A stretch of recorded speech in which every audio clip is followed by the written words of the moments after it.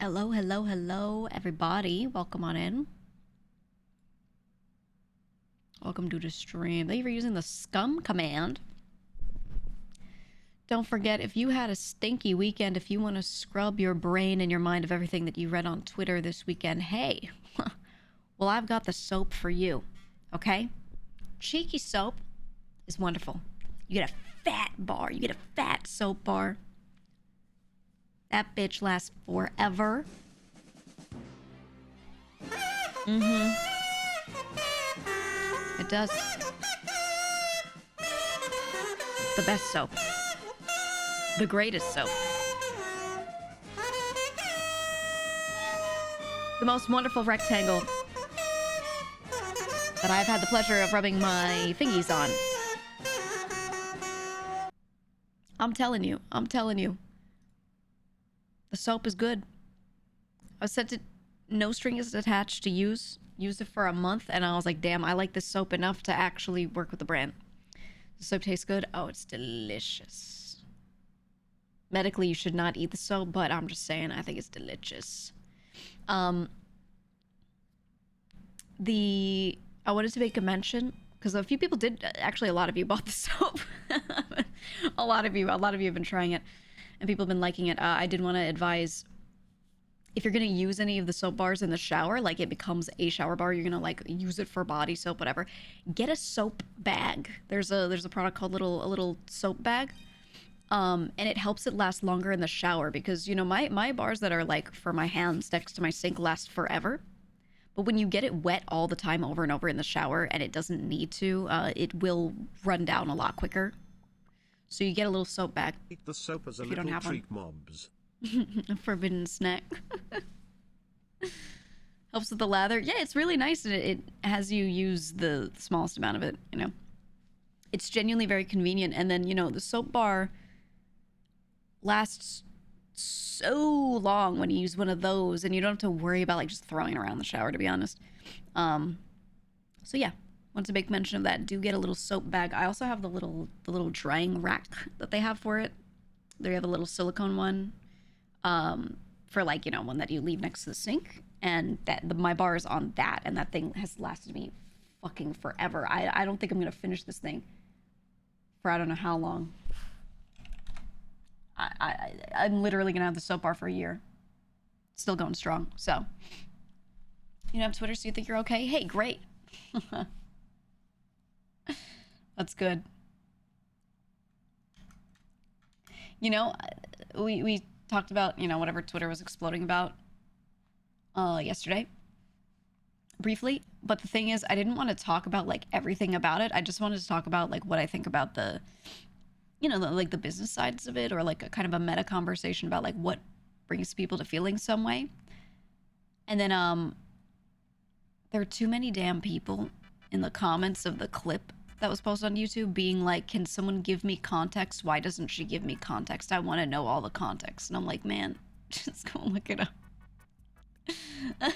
Like, I explained a good amount of it without getting into the personal side, because I wasn't trying to report on the personal side, you know? Red, thank you so much for that 20. That's crazy. Thank you. That's crazy. There's also a fuck ton of people making videos about it, so like, yeah, you can find it easily. But I'm just gonna say, I didn't want to like go back and give a full rundown of everything, because I'm not a reporter. I'm not a reporter, and I'm not trying to report on a scenario. I just wanted to use that as an example to talk about a parallel topic. The meta topic at hand, not the specific scenario so much. You know? So, just saying, that is the point of the clip, or the point of me talking about anything. Yeah, we're not gonna get into like the personal side of stuff, because it doesn't affect me on a personal level. It does affect me on a business level. I did actually realize I tweeted yesterday. I thought back and I realized something, that the timing matches up. Nana was actually someone that I was trying to commission to. I was having my V-Social manager do it, so I wasn't the one like talking to her about most of this. But she was slated to do a an outfit for me. You remember me when I talked about going to Nano for a while around the time? Yeah, I talked about it back then too. I was like, oh yeah, I might want to work with her. I was like, guys, I might work with her. I was excited. I even talked about it on stream. Not for a full model, it was for the outfit. And then I was told by my manager when we met sometime later, like it was slated to happen, and then was just like, hey, she said she can't do it. She's basically ceasing like all work for a bit, and I was like, oh man, I hope she's okay. That's it, you know. No, absolutely. Now that I know the context and everything, even so, zero hard feelings toward Nano in this situation, zero. But yeah, no, I was thinking back to it and I was like, oh, and it wasn't just me, you know, which is crazy. There was another one in that batch as well, so I was like, damn. Okay. But yeah, so my shit, I was totally fine because I was like, damn, that sucks. Would have liked to work with her. I'll find someone else. And then I found someone else. It wasn't a big deal to me. I was just like, oh man. And that was it. But yeah, I realized. And I was like, oh. Damn. But it's good to have the context now, you know. Like, honestly, I was more concerned. I was more worried at the time. I thought she was having like a major medical issue that she wasn't telling anyone about, or something like that, you know, like, or like a huge behind-the-scenes family thing or something. Like when someone is like, "Yo, I'm ceasing all work for a bit," usually it's that. So I was like actually more concerned. So it's kind of relieving. It still sucks, but it's a bit relieving to know it wasn't that, right? So I'm actually glad, if anything. Nightshade, thank you for the 10 gifted. Thank you so much. Thank you. All of you. But yeah, and I'm not gonna allude or guess that any of this was targeted at me specifically. I think it was just a general like, oh yeah, I'm gonna cease things with a bunch of people. So I want to make that clear. I don't think my name was specifically mentioned, like don't do this or anything like that, to my knowledge. Before anyone starts saying that. Dad Daroth. Oh my god, another one. Thank you for 20 gifted subs. You guys are crazy. Absolutely crazy today.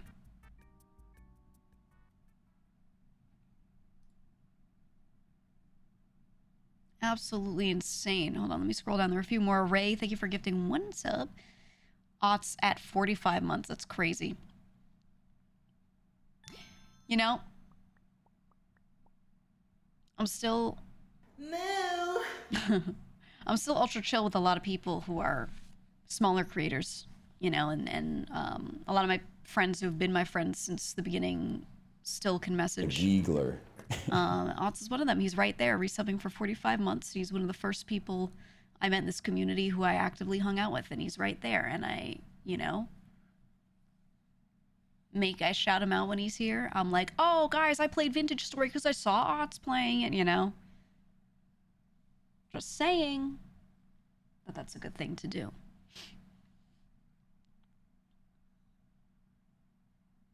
You said all the stupid fucking clippers. X addresses controversy. Doesn't cover what the fuck actually happened. I still have no clue what she did. Yeah, I mean, I wish they would title their videos. My clip was titled like do this but not like this, because I was talking about the meta of it.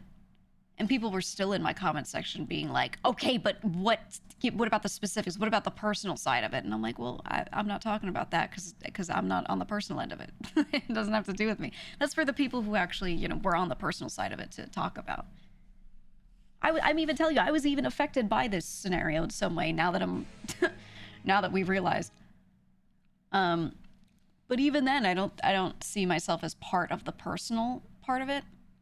So I don't really want to insert my thoughts on the personal level very much. I've said like a couple little things and that's it. It's not my story.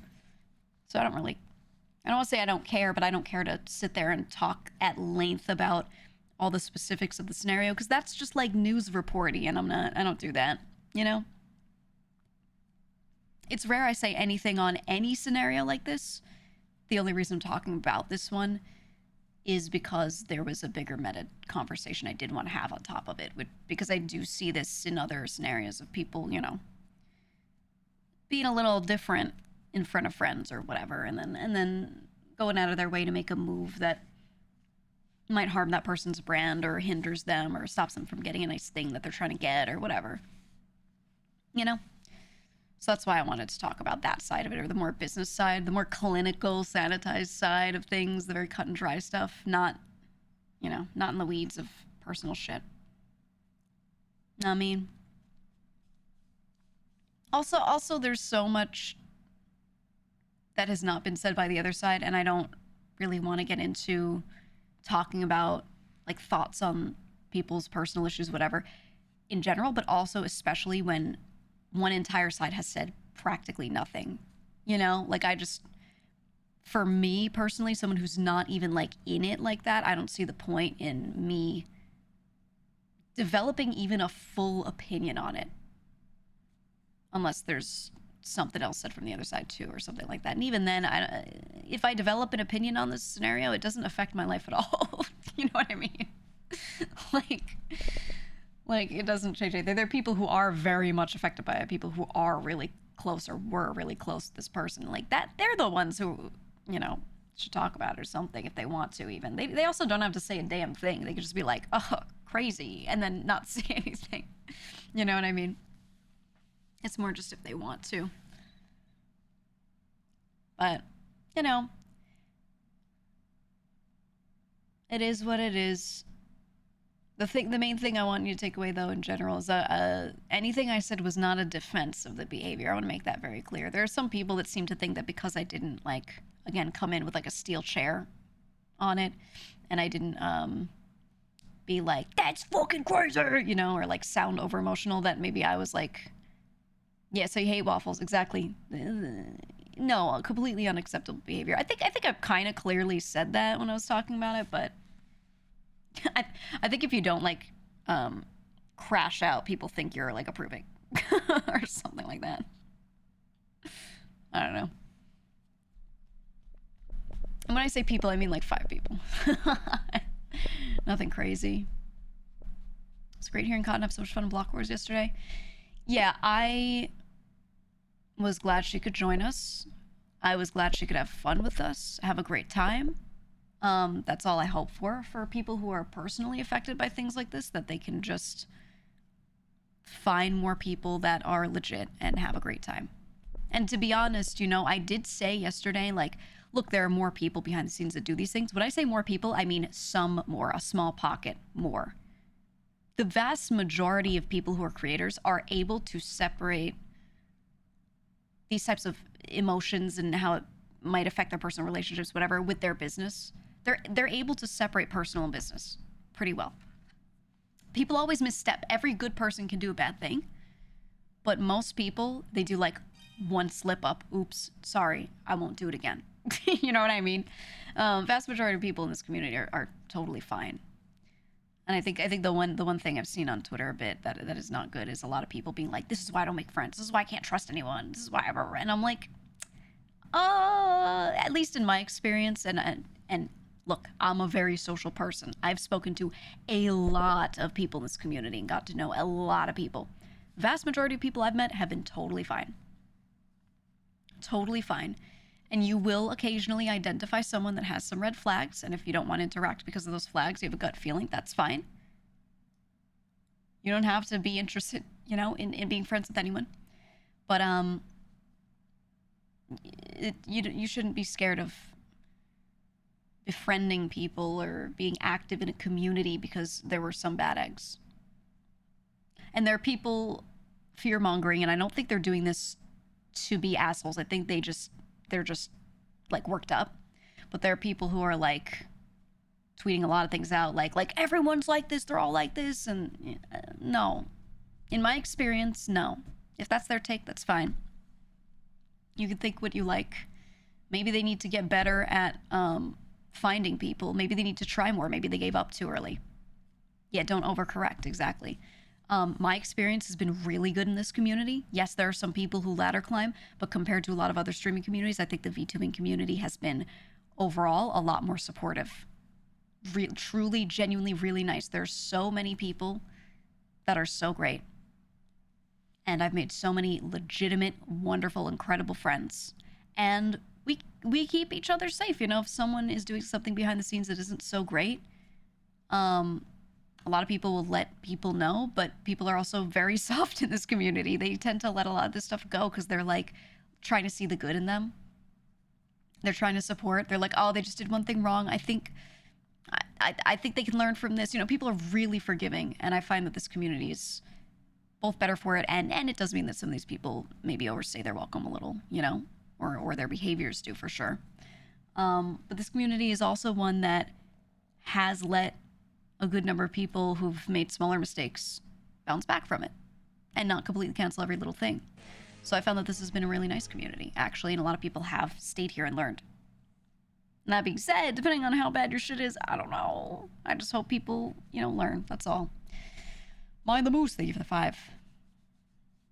Thank you for the 5. But, you know, I think this is a wonderful community overall.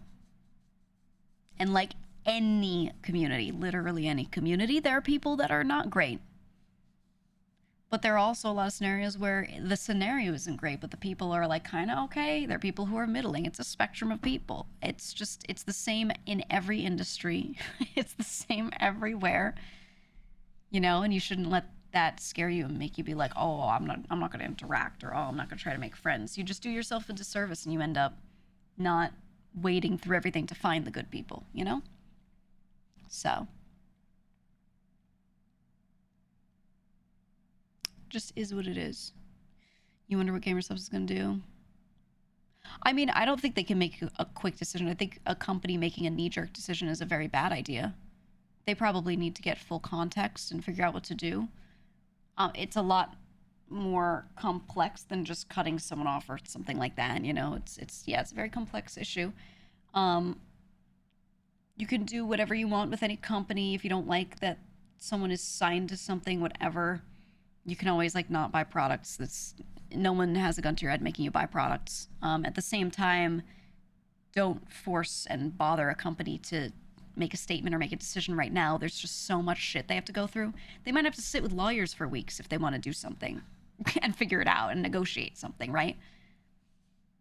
So, you know, just, they're going to need time to figure out whatever they're going to do. There are also scenarios where some companies have done very different things where they're like, you know, contractually, I can't really cut this person out, but I can have them take a step back socially or things like that. You know, there's so many different varying degrees of stuff that could be done. And I don't know what their structure is. I don't know what their contracts with different people are, obviously. None of us know. No one has that info. So I don't think it's worth worrying about at all. You know? All the workers that place didn't sign up for the situation. Yeah, no one... Look, I'll be honest, you know, I'm with G Fuel right now. Yes, I'm with G Fuel. I was with GamerSubs for a long time. And I really liked them. Me switching to another company was in no way negative toward the one that I am no longer with. You know, the GamerSubs team was wonderful to me. And they were always very communicative.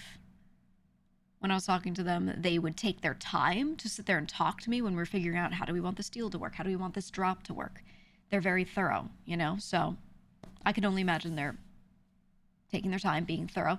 And they might be the last people that some other folks want to, like, deal with right now. They might be dealing with, you know, their personal shit and sorting that out first. There's an order of priority, so, you know, they're probably just waiting their turn, to be honest. You know? Is that caffeine water? Hell yeah. Flavored, no calorie, caffeinated water. The G Fuel one that I drink actually the most is actually uncaffeinated, but it has a lot of vitamins in it. And it hydrates me very well. So that's actually the one that I usually drink. It's called Peach Paradise from G Fuel. Ooh. Ooh. But yeah, all I'm going to say is it's probably not worth, when it comes to like Twitter blowing up, everyone's reacting crazily. Thank you for the dono, by the way. I just saw it just came through on mine. Thank you for the $10. Overall, you know, It's not worth speculating over all these things. And you can keep up with it. You can talk about it. I'm not saying don't talk about it. But let's not go crazy and cause people emotional distress or whatever. And let's not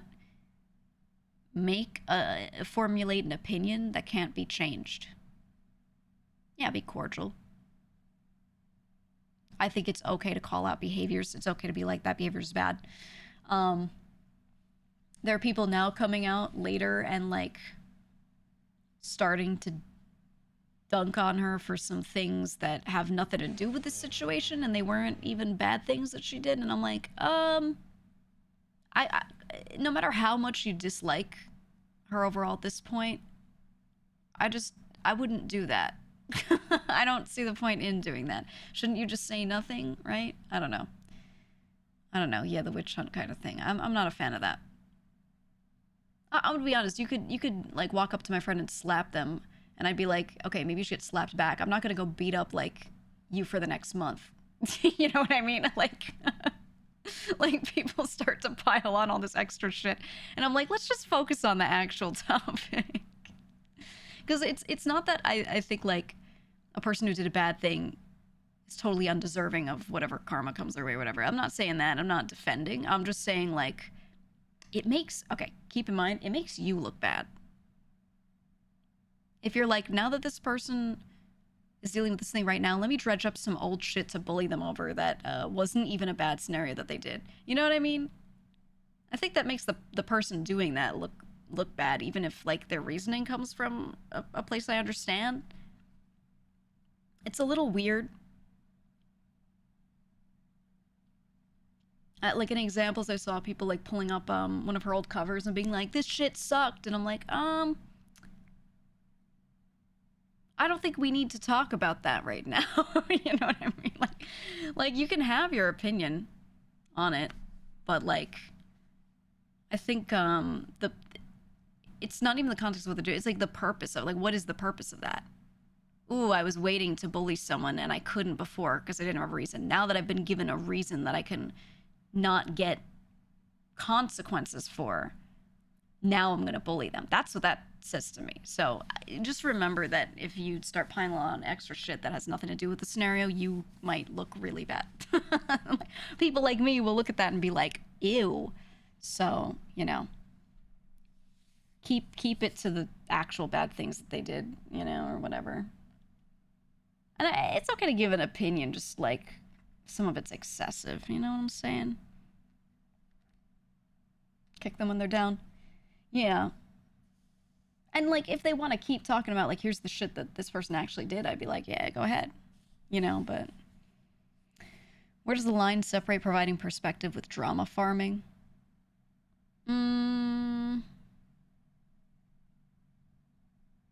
It's gray area. It's gray area. I will say, even if you're providing perspective and it has nothing to do with drama farming, you'll still get a lot of people that want drama content showing up. So no matter what you do, you'll get a bunch of people like just, you know, doing that.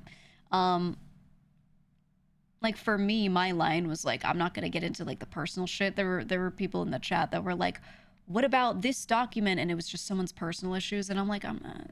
In my mind, as they're saying that, I'm just ignoring those messages because I'm like, that's not what I'm here to talk about. I'm here to talk about the meta issue and not the specifics. At that point, we weren't even talking about specific people. We were just talking about types of behaviors that we see in the community when certain things like this happen or certain things like that happen. You know, like a very purposefully vague discussion because it's not just about one scenario. It's about that in general, right? And that's what we were really talking about yesterday.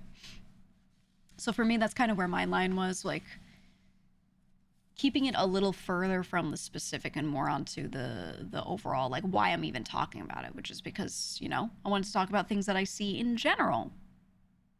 And it's become topical, you know, so it's a good time to talk about it. But yeah. You know what I mean? But there isn't really a line between those two things that's like definable, I think. Like what you're asking. No matter what, people will just call everything drama anyway. I could be like, oh man, my friend, you know, kept saying this thing that I didn't like. Haha, I didn't get bothered by it though. And someone will clip that and be like, huge drama. Oh my god. Oh, crazy. You know, like every little thing you do is going to be treated as super dramatic. So you yourself, the person talking about it, can't even define it. It's just how people are going to take it that ends up defining it like retroactively. You know what I mean? So it's not even worth thinking about too much. I mean, it's not just a problem in the VTuber community. Yeah, that's why I was talking about it, because it's a problem everywhere, right? And I was defining where I think the problem is too, right? Like, because something, honestly, the reason why I wanted to talk about it was because I saw some people saying like things that basically were implying you shouldn't want to succeed. Like if you have a high level of drive, that means you're automatically going to do bad things. And I was like, no, right? Like that was kind of like a big point I wanted to make. That was why I even was like, I'll talk about this on stream, because like there's a lot of there's a lot of people sort of overcorrecting on that, we could say, right? Where they're like, they're not saying it like that, the way I'm wording it, but the way they're saying certain things, that's the opinion that they're putting forth, right? And I'm like, I think it's very okay to have drive. I think it's okay to talk to your friends about your goals. Lily was talking about it earlier, and you know, I think she described it really well. But she was like, you know, you can do things in this community. You can see a friend do something big and be like, oh my God, I want to do that too, and start feeling that drive to do it. Doesn't mean that you have to put them down in any way. It's okay to just have it be a positive effect, purely, like no negative effect, right? And that's the same thing I was trying to say too, right? Like it's just how you go about it. But the baseline idea of I want to succeed, I want to do my business in a certain way, whatever, none of that is the problem. None of that is wrong. That's all fine. But exactly right. No toe stepping. Once you start stepping on other people's toes, once you see them as a rung on a ladder to be climbed over, and not just someone next to you also climbing the same wall, you know, like that's where it starts to get a little oof.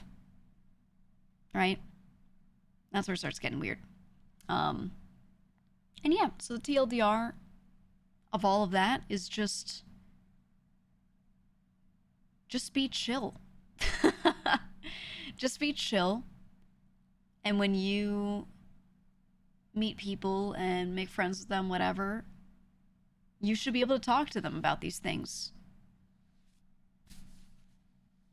We're all just people, you know? Like, if you start seeing the people as just other creators, right, and you start treating them as other creators, not just people, you get a little, you know, the beams get a little crossed and bad shit happens. Yeah, that's why I'm friends with Otts. He sees his peers purely as assets. Remember your motto, Otts. Bigger number, better person. I was laughing so hard. I was in a collab a while back with Mason, and he kept yelling at bigger number, better person. I think he was shitting on one of his chatters or something, because they were saying something weird. It was funny as hell. Comparison is the thief of joy. Yeah, exactly. Exactly. What'd you say, Garrick? There was so much of that in early Twitch League sphere, and I hated it, and it was so gross. Yeah. I think, you know, this community's still a bit young. VTubing really blew up like 2022. It started a bit before that, but it blew up 2022 and beyond. The first blow up was like 2020, late 2020. And then we had like round 2, you know? And it's been a few years, but it's just a few years. All right. So people that do these things, it takes a long time for this stuff to get noticed. It takes a long time for these things to get called out. And because this community just is not overall matured yet, it's not that old yet, a lot of this stuff hasn't been weeded out yet. That's all. We're just not in that phase. And by that, I mean behaviors, not necessarily people. Because look, no matter how bad you've done something, maybe you could change. Maybe. Do I always have a high level of confidence in that? Not always. No. Many times no. But, you know, not much time has passed. I've seen people do little things and double down on it and never change. I've seen people do big things and they do change it. You know, we don't know. And again, since it has nothing to personally really do with me, I'll just be like sitting back, doing my thing, listening, observing, and that's it. The OGs are still around, still super new. Most of them. Not all. There are actually quite a few that when I bring up the name, people will be like, oh my god. Oh my god, I forgot about them. The OGs. Where's Kani Kanizawa, huh? Where's she at? There's so many, like, OGs that actually aren't around, so it's starting to get there. One of the most salient points you made, IMO, was that you don't need to trust anyone wholeheartedly, but you can trust different people at different amounts based on your experiences with them.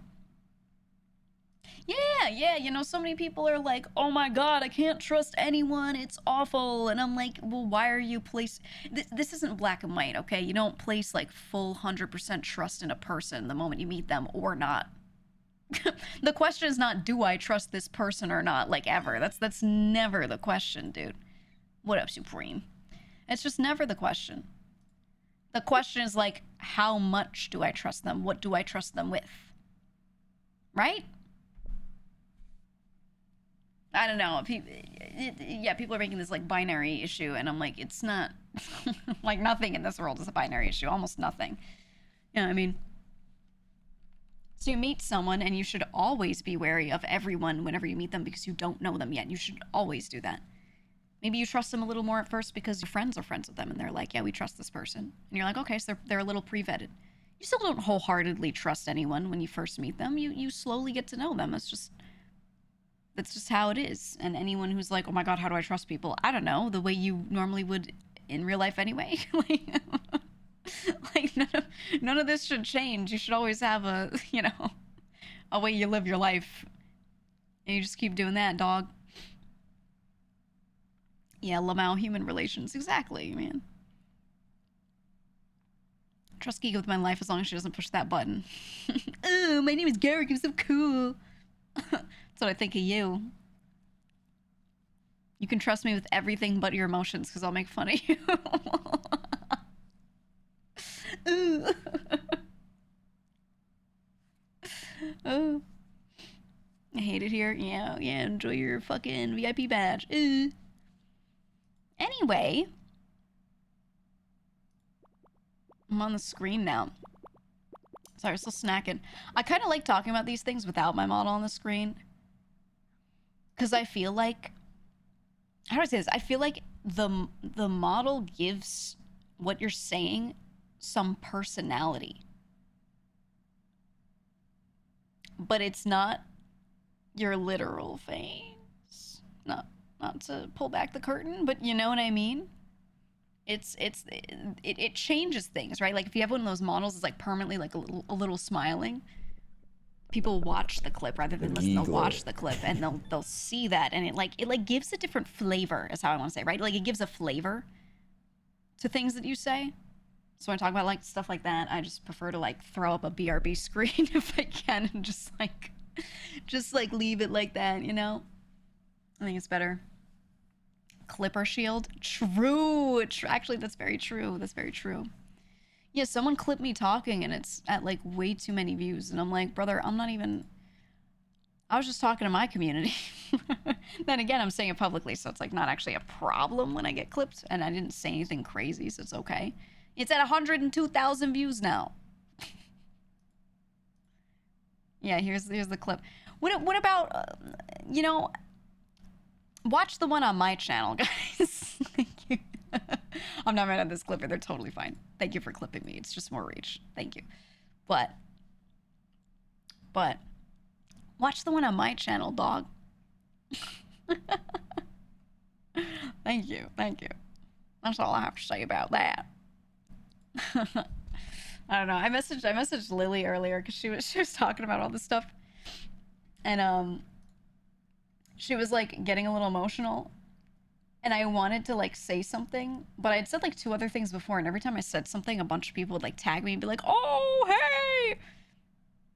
I didn't want to make it about me, so I just messaged her and was like, "Big love. I'm listening to stream out now. I don't want chatter spamming my name while you're literally in tears on stream, so I'll just say it here." It's just like, thank you. I really wanted to like be in chat and be like, "Big love, support," you know, or whatever, but like sometimes people start tagging me and shit and saying hi, and like that's cool if it were different contexts, but like I didn't want to be the focus in any way, shape, or form during that. I was like, no thanks. But hope she has a better day. Hope she has a better time after all that. You know, it's messy in that scenario. Right. It's like weirdly messy. Yeah. I want to support. Exactly. It's something I do a lot, not just this scenario, but a lot in a lot of other chats where someone's talking about something, anything. It could be nothing. It could be like a scenario, whatever it is. I go into their chat and I say hi, or I like support what they're saying, or I give a little thought or whatever. And then a lot of chatters start showing up and they're like, "Oh my God, hey, at GEEGA, hi, oh hey." And I'm like, I'm here to support what they were saying. I'm here to like add to the conversation, but I'm not like, you know what I mean? And I think a little bit of that in certain scenarios is fine, but when they're really in a topic and I show up and I'm like, "Yeah, here's my thought on that topic," and then people are like, "Oh, what's up? How's your day?" I'm like, "Oh, let's get back to the topic," right? Like, because then I feel bad. I feel like I just derailed the chat.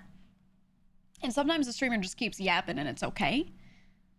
Other times the streamer like sees people spamming my name, they think about saying hi to me, and then they like try to get back to their topic, and now they're derailed, and that's when then I feel really bad.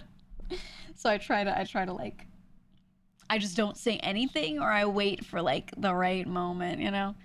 It's tough, man. I don't know. So now I've started just DMing people on the side, and a lot of the time they won't see it midstream, and that's okay. But I'll just be like, "Oh, I was thinking about what you said about this, and I thought that." There you go.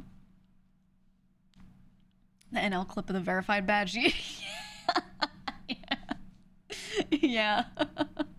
Exactly. When he was like, "Oh, you're enjoying the stream, huh? With your badge on, siphoning my viewers." I stole food out of his baby's hand in that moment. And I've never recovered since, honestly. Never. Joey coming into crop dust Mike all the time. Yeah, a lot of people describe as crop dusting when you go into someone's chat and you just say hi and like people start spamming your name. You just go in and crop dust the chat. Honestly, it's fun as long as I'm not like interrupting. You know what I mean? Like if there's something really going on and I'm derailing, I feel so bad. But if they're just chilling, then I feel the opposite. Then I really like it and I want to see it happen because then I'm crop dusting them, you know? Then it's great. Know what I mean? The scenario, the situation changes it. You tried it with the IRL, that's my streamer. Yeah.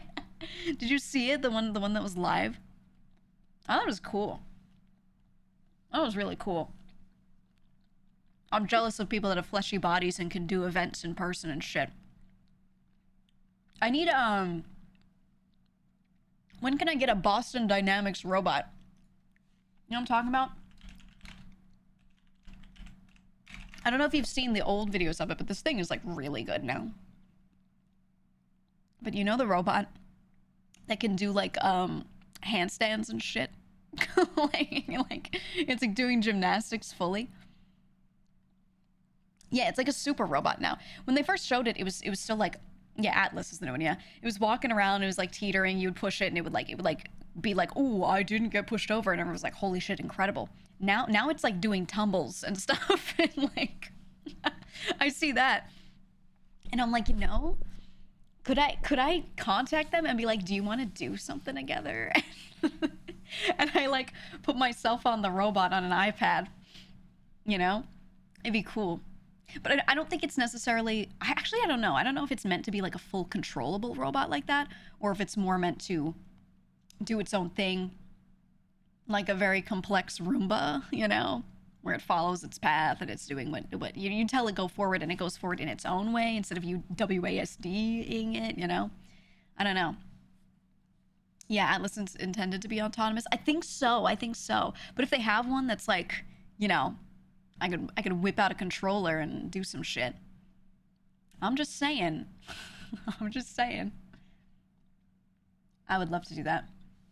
I would love it. They sent Michael Reeves one of the economy dogs.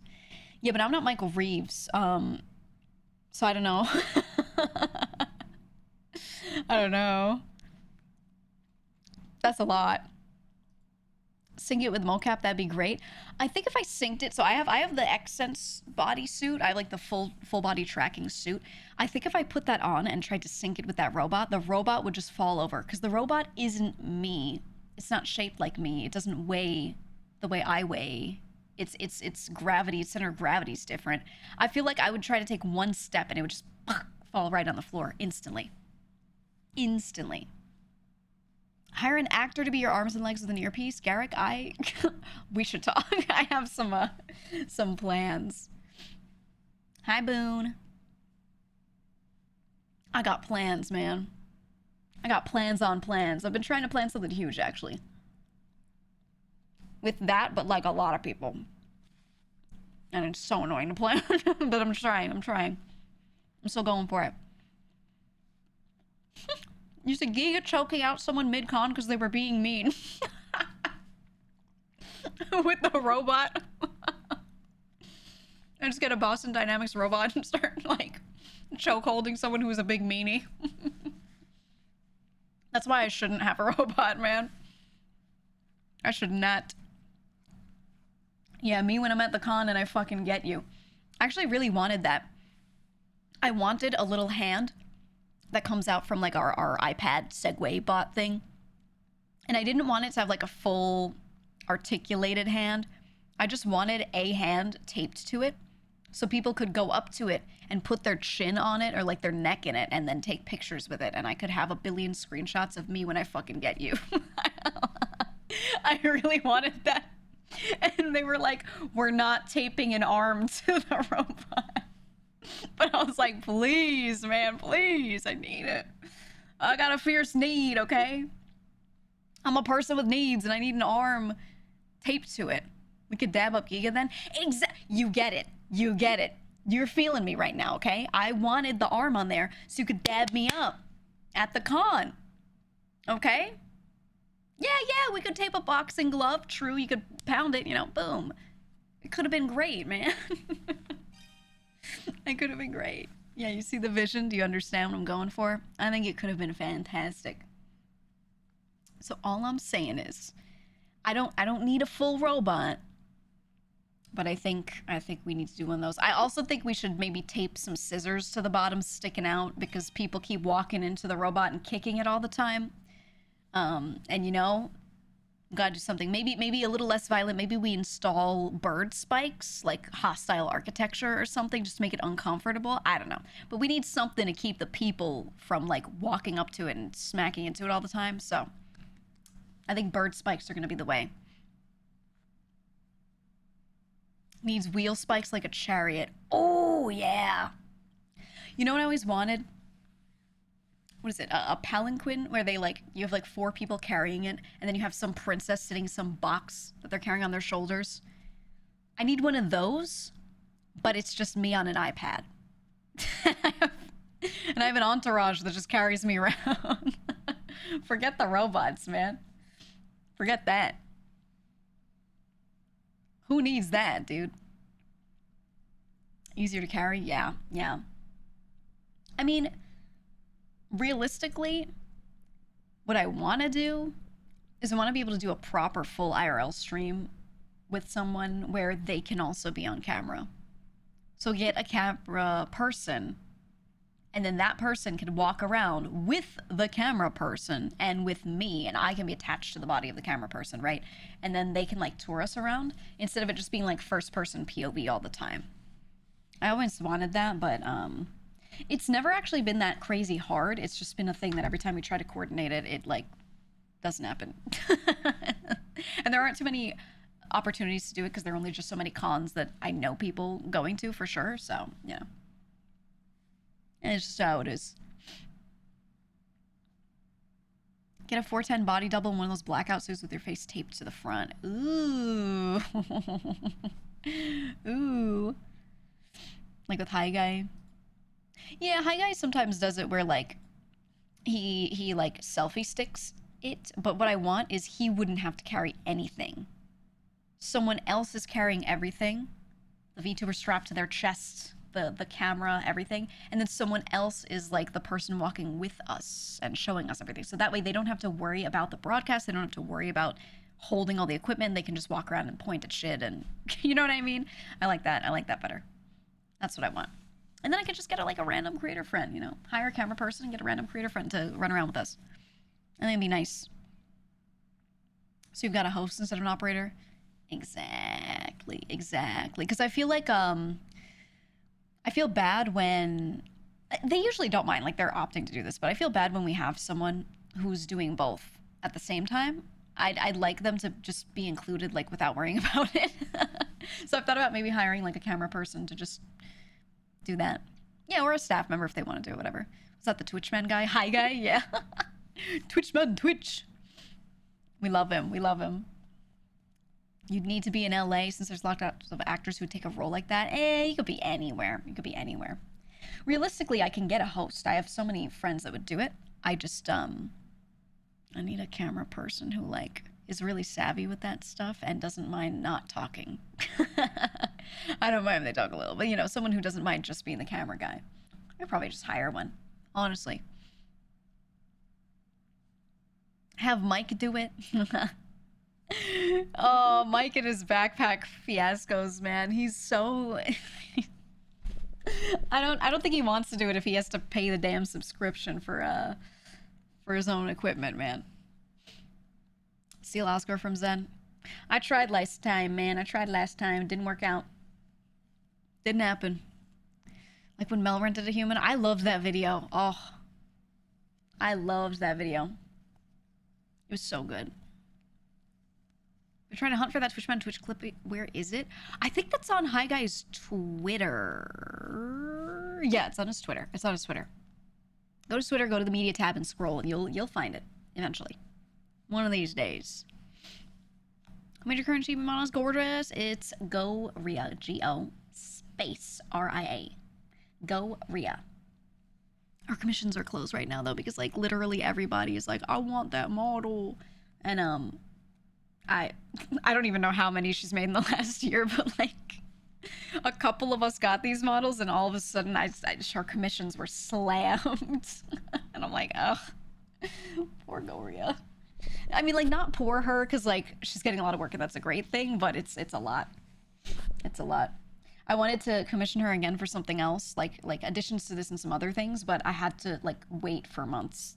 I had to wait for months, man. But we'll get there. She's like, don't worry, as soon as like I reopen my commissions, I'll message you, I'll give you the heads up. I was like, oh, thank God. I need it. Thank you. Yeah, she's suffering from success. Exactly. I like when my artists get more work. I don't know if you saw, Vienna. Vienna got, her farmer model. Her model's actually drawn by my main model, Mama. I don't know if you've seen. Let me find a picture. Vienna. Yeah, it looks good. It's the same artist that I always use for my regular models. Zan. The apple eyes are great. Yeah, I love it. I'll find a picture. I think Zan's style suits certain people really well. I think it suits Vienna really well. Here, look at her. Ooh, she's in my artist style. She looks so good, right? Yeah. Yeah. She looks nice as a farmer. Yeah, it's a fantastic model. I like it. I never expected to just do a do a farmer model as the concept, but I really like it. It came out so good. Yeah, banner. I wonder if she loves corn too. I love corn. I should make her put on the corn tag. She grew up on a farm. Did she? I don't know. I don't know her lore. I don't know a lot of people's lore, actually. There are a lot of people I know, but I don't know, like, you know, that stuff. Did she? Oh. Okay, okay. That's cute. She a country girl. I'm the opposite. Maybe I should get an outfit where everything is just gray. Maybe I turn gray, like I'm covered in concrete dust. maybe maybe I should do that. New Yorker outfit. That is a thing that you can't even say because people dress like all different ways and they dress crazily. Like New York is fashion. You go outside, people are going to the grocery store in like crazy outfits, insane outfits. You walk outside and you feel embarrassed if you're in just standard sweatpants. Like, because everyone else, they look dressed down, but they look so good. And it's so like, I don't know. New York's got GEEGA culture. Yeah, it's crazy. It's crazy, man. People that live in New York, I mean, they're going out just to get groceries and to walk back, and it's cold out and they're done up all wrapped up in a jacket, you know? But they've got like the right jacket. The color scheme is a really nice palette. Like everything is just right, you know? And I never realized how strong that was until I started living in other places. And I came back and I was like, wait a minute. People really go like all out here. It's insane. It's insane. And even people who are like, oh, I'm not trying. Oh, I'm not that fashionable. Like, they still look really good. It's crazy. Would you say last time you were in New York City, there was a dude on stilts walking his 400-pound tortoise? I've had some neighbors with some crazy pets, some weird shit. I know a guy who just walks his falcon around. He's got a falcon. Puts the glove on, walks his falcon around. Like, in the city. I don't even know. And you walk a falcon, you walk with the falcon on your arm. And there you go. I don't know. He doesn't take it for flights? No, I'm pretty sure he does, like, drive out to places where he can do that. But he also just takes it outside for fresh air and just walks it around. Like, it's on his arm and he just walks. And it just chills out. With the on, I would assume, yeah, a lot of time it does. It seems like it likes it. It's very used to it. But, it's kind of crazy. I think most probably wouldn't. Lucky. Oh, the king has entered. He's announced himself. Lucky, come here. Would you like an audience with the people? Come on. Okay, let's see. I'm putting the mic on him. Lucky. Speak. Hold on. Lucky, speak. Yes. The king has spoken. The royal decree. Ah, yes. Meow. Oh, he's going on my desk because he wants this snack I have here. Wow. Who could have guessed, Lucky? Hey. You're sitting on my lap and you're gonna like it. Okay, there we go. Who could have guessed, man? You know, he sat on me before stream too.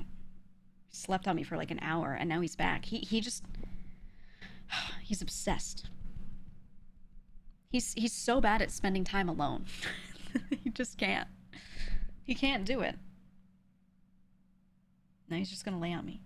You should just pass out here, Nucky. I got him one of those cute little pillows, the little one that's shaped like a crescent moon. Hold on. Crescent shaped pet pillow? I don't know what you'd call this. It's like in the shape of a moon. And people will like shove them under the pets. Oh, here's a good picture of one. Okay. I found a picture of a similar product. Look at this. Look at that. You see that? Where it's just like kind of like a neck pillow, but it's quite large for them so they can really put their shoulder and everything on it. I got him one of those. And when he's not using it, I shove it behind my back like a lumbar support. But when he's here, I've been shoving the pillow under his head. And he's just been like, he's been chilling. He's been liking it. Because normally, you know, he's on the chair. He's on me, on the chair rather. And he's got his head leaning on the side of something. And it's the arm of the chair and it's like hard plastic. And he has a little cushion on top. But the side isn't. And I'm like, this can't be comfortable. This can't be good. So now he's living in ultimate luxury. Is this the street cat? He did come from the streets. He's a bad bitch. He's actually not a bad bitch at all. He's just really annoying and talkative in a good way. He's from the streets though, yeah. Both my cats are from the streets. Lucky I like directly pulled off the streets. Wolfie was pulled off some streets somewhere, but not my streets. But yeah. I've never owned a cat that wasn't from the streets, to be honest. Every cat I've owned was like found outside somewhere. That's it. That's it, man. He's a bad prince. He's he's just a chill guy, okay? He's just a chill guy. He just wants to hang out. Oh, he's purring so much. Ugh. GEEGA just attracts cats, I guess. Sometimes you just, yeah, sometimes you do.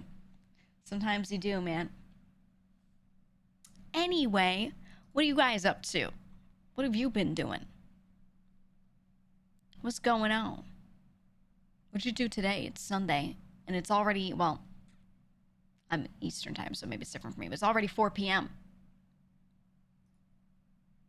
Game deving, Oblivion, sleeping, eating hot chicken. Ooh, finish yard work, want to pass out? Oh, I don't envy people who have to do yard work, man. No thanks. Started Expedition 33. Everyone's saying it's so good, and I can't see myself not playing it. Like, I think I have to play it. But I don't know if I want to stream it or if I want to just make that a thing that I just play on my own. It's also not an 80-hour RPG. Oh, that's always good. That's always great. It does look really good, though. But I have 2 things on my plate that I'm already playing on stream, so I'm like, it's best experienced alone. Yeah, I think I wanna just like head empty play it. Does it play okay on Steam Deck, or is it like not made for that? How do we feel on that? Is it like definitely for PC? I think it does. Maybe I could set it up on my brand new PS5, so I actually have something to pay. I don't know if it's released on there though. Actually, I have no clue if that's on PS5. Is it just PC? I don't know. I don't know, fucking clue. I need something to play on my new PS5, dude. Steam Source says it's playable on deck. Yeah, you know what? I'll try it. What I'll do is I'll probably start it on PC, see how it is on there. And if I feel like Steam Deck might be able to handle it, then I'll do that. Yeah, my succulent PS5.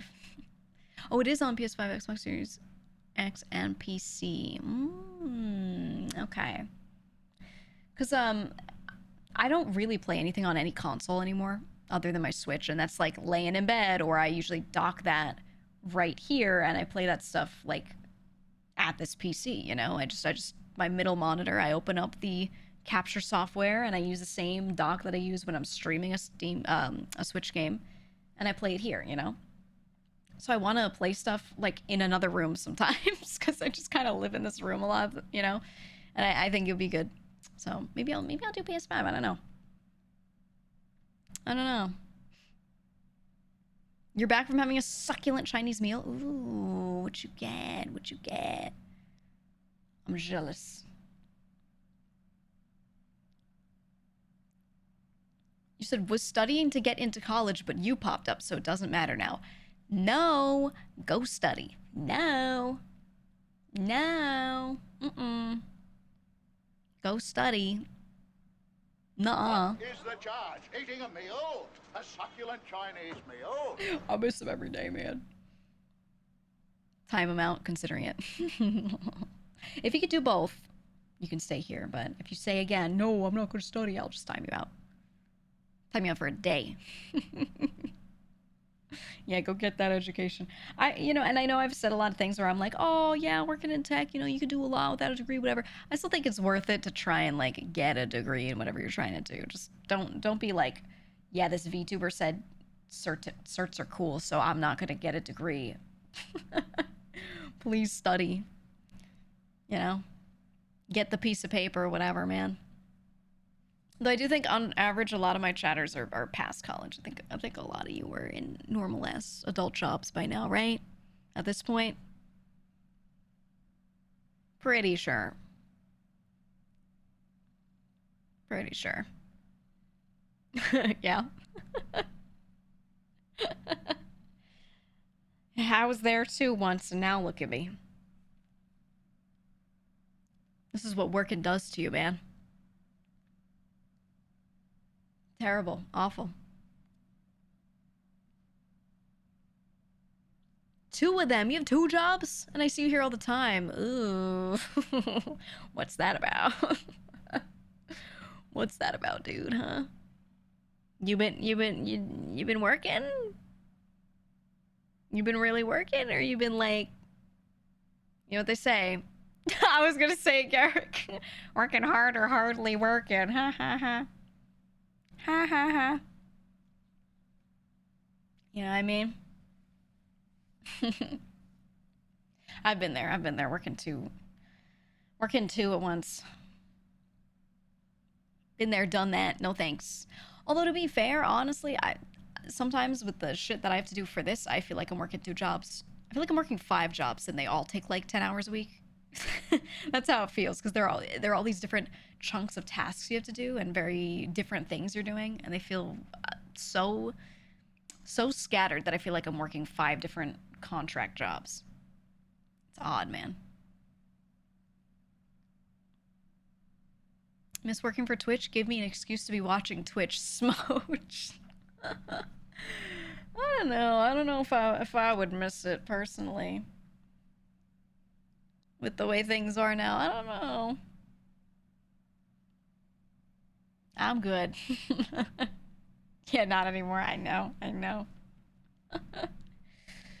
From what I hear with a lot of people internally, there's some stuff that's good, but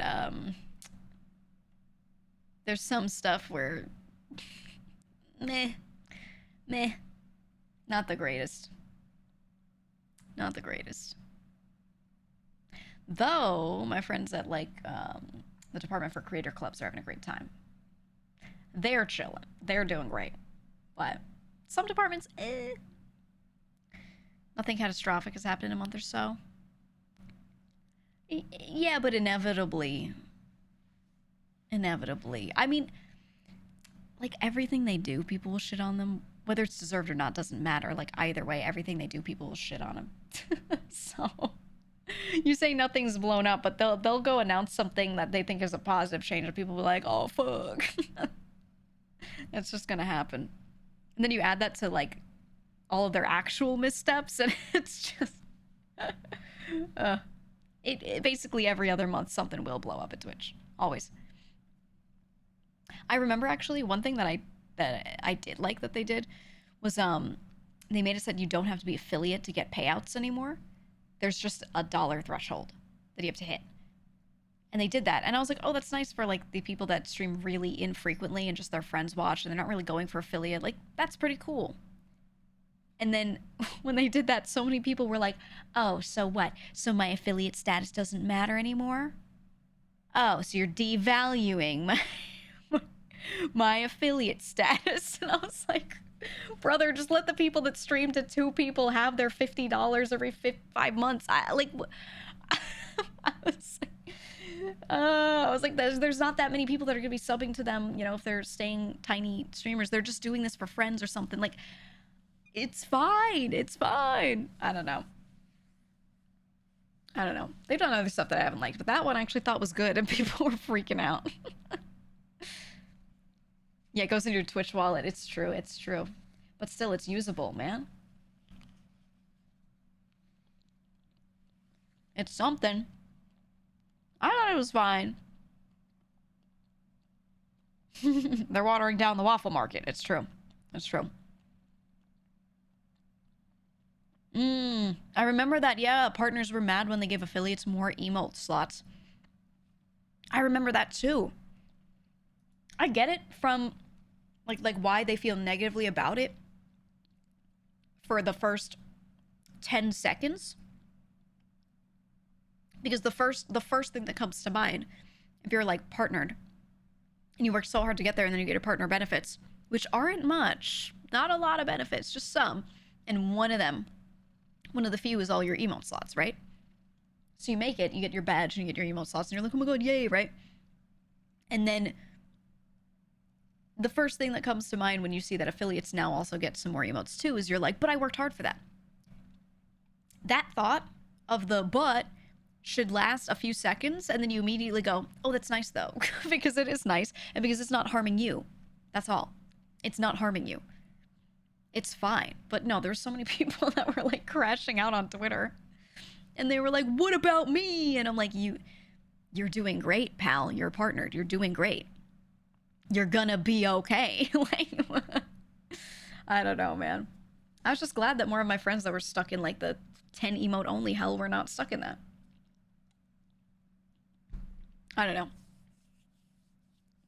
It was weird. It was very weird. You didn't earn that extra animated emote. Yeah. I am a proponent of the phrase, a rising tide lifts all boats, okay? Because it does. Because it does. That's it. That's how it is. When people are doing well on this platform, and they're advertising out to other platforms, and they're bringing more people here, yay, everyone wins.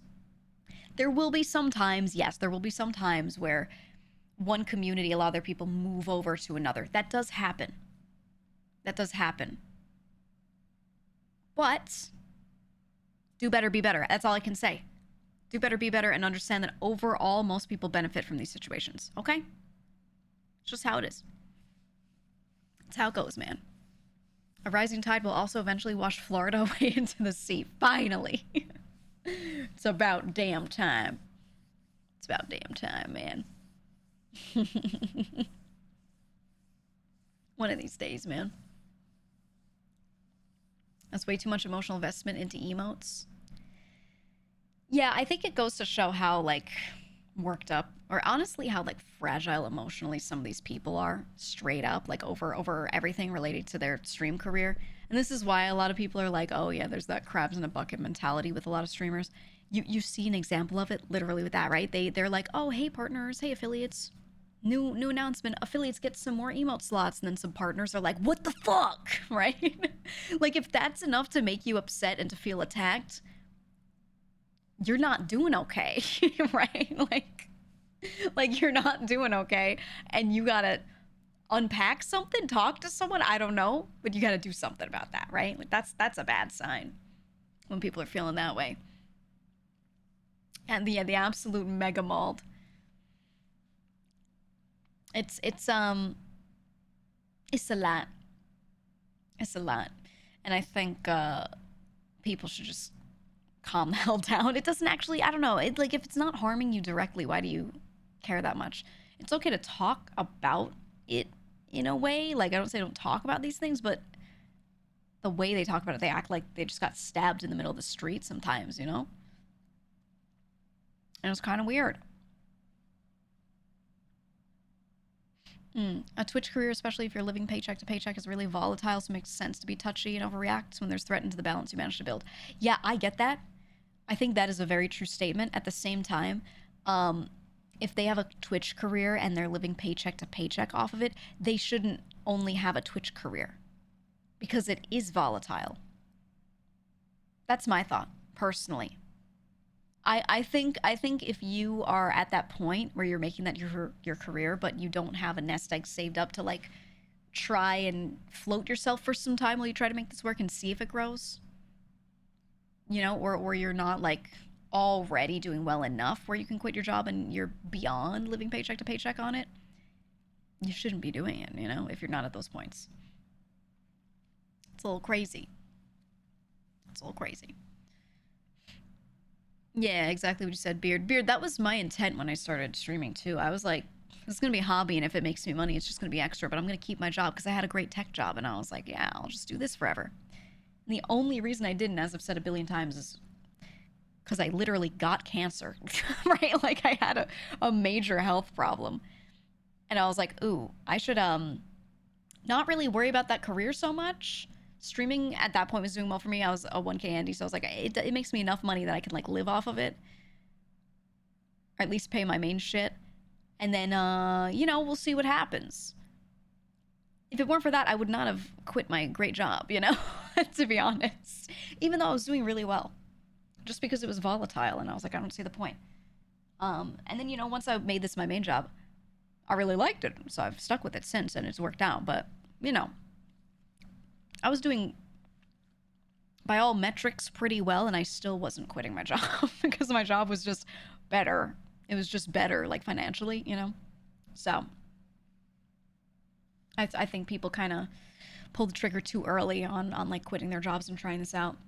And it's one thing if you want to quit your job to get a different one later, or if you're like, I just want to try it for 6 months and see if me putting all of my time into it has it grow and I feel like I can continue with it. There's nothing wrong with trying that, but some people do that and they're doing that for like 2 years. And I'm like, all right, what's the trial period here? You know, like you're doing yourself a disservice at that point, right? Can you still go back to your old job? Not to brag, my resume is really good. Yeah, I could go and get a job like anywhere if I needed to.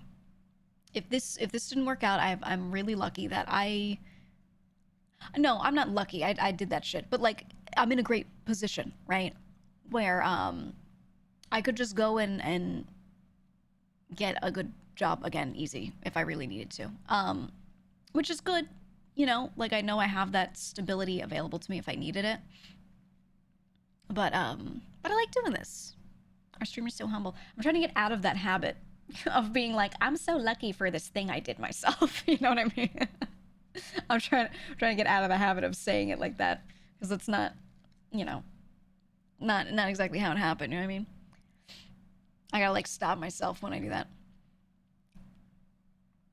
Yeah, I mean, one day I'll use my connections to find a job, but until then, I'm gonna keep grinding on hard mode by cold applying. Yeah, I mean, that's the other thing too. Like, I met so many people through all the work that I did that if I wanted to work at a specific place, I could probably, like, for a lot of them, I could probably ask and just be like, hey, I'm back. I'm looking for work. And, you know, I'd probably get something. I'm good, though. Some of the places I worked at or clients I worked for, I never want to touch again with a 10-foot pole. I'm so good right where I am. No matter what shit happens on Twitter, no matter what's going on in this community, it is peanuts. It is nothing compared to some of the other shit that I had to deal with on the other side. I'm good. Okay? I'm all right here. So it's kind of part of why I stuck with it too. I was like, wow, this is actually not as emotionally distressing. This is great. You know? You cold applied to Riot and got called for interviews the next day. That's crazy. That's crazy. Insane. You'd for sure make a lot more if you worked again, but you hate working with clients as a designer. Oh, as a designer. Oh, yeah, they're so picky, and it's like you're going to hand it over to them in the end, and it's going to be theirs. And yeah, they get so, they have so much to say. That's why I liked working on stuff that is not design-oriented, because they didn't know what they were looking at anyway. So they would just listen. They'd be like, I want a thing that does this. And I go, okay, I'm making it like this. And they go, okay, because they don't know. Okay, sounds good to me. All right. Love that. Love that.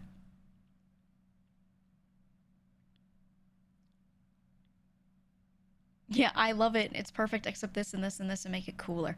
It's I don't envy anyone who works in design and has to like interface directly with clients. You have to sit in front of them and be like, "What do you think of this?" And then you have to listen to a person who doesn't know anything about graphic design, and they have to sit there and try and articulate what they don't like about it to you. It's and then you have to translate that in your brain and try to come up with not what they think they want, but what they actually want. That's torturous, man. Torturous.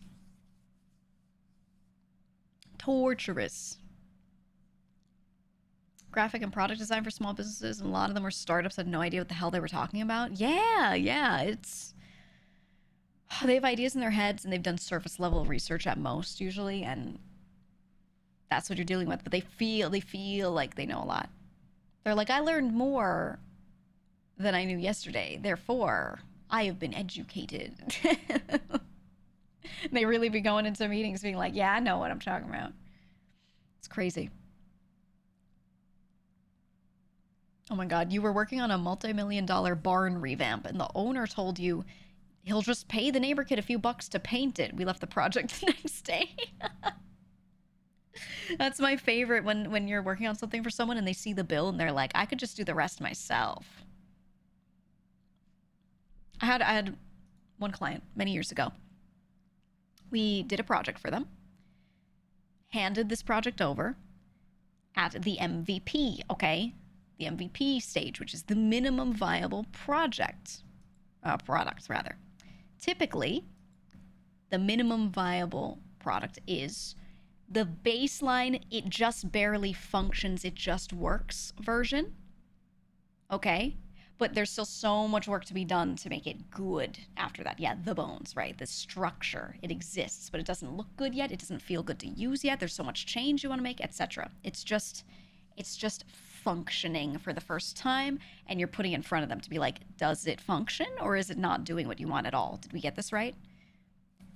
And I had we had a client, not a proof of concept, it's a step beyond, but we had a client take it and look at how much we were billing hourly and how we basically spent half the time getting it to that stage, and we're gonna spend another of the same amount of time beyond that to get it to like good where it needed to be and what we agreed upon. And they were like, I think I want to stop the project right here and I'm going to hire my own in-house team to finish this up to that point. And we were like, okay.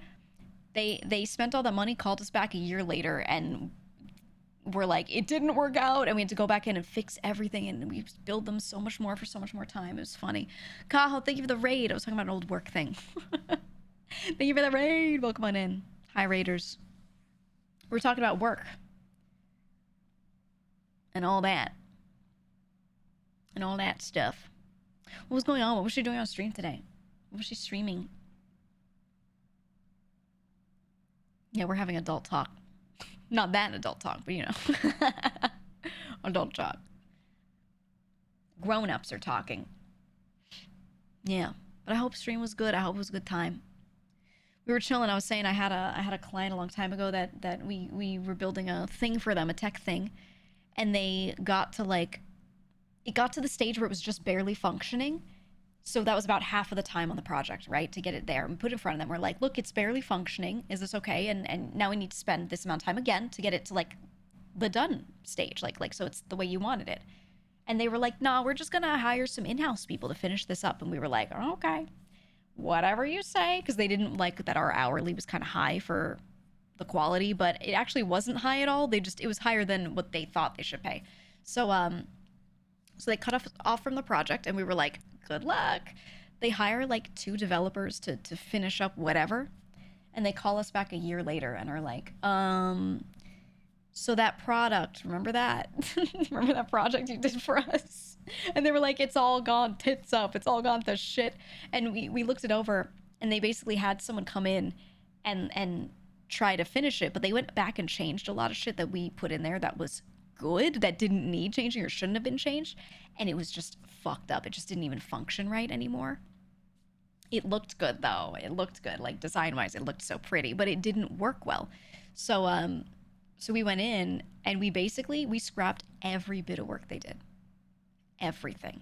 Even the changes they made to the base product. We just took our old base product and started from there and just did the stuff they were supposed to have us do from the start anyway. And, you know, that's just how it goes, man. That's how it goes. And scenarios like that are just so, I mean, it's more work, so it's great, but It was so frustrating to deal with that it just makes me really like streaming a lot more than, you know, working on projects where shit like that happens. You know what I mean? Streaming, I'm just doing my own thing. I'm making my own thing. And I have to deal with other people getting in the way of it way less. So, you know, I have a good time with it. A really good time with it. They paid for it twice, literally.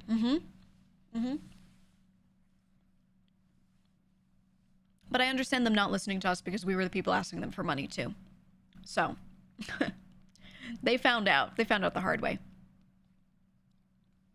You stopped doing corpo work and then started studying psych, and now you're a writer. Ew.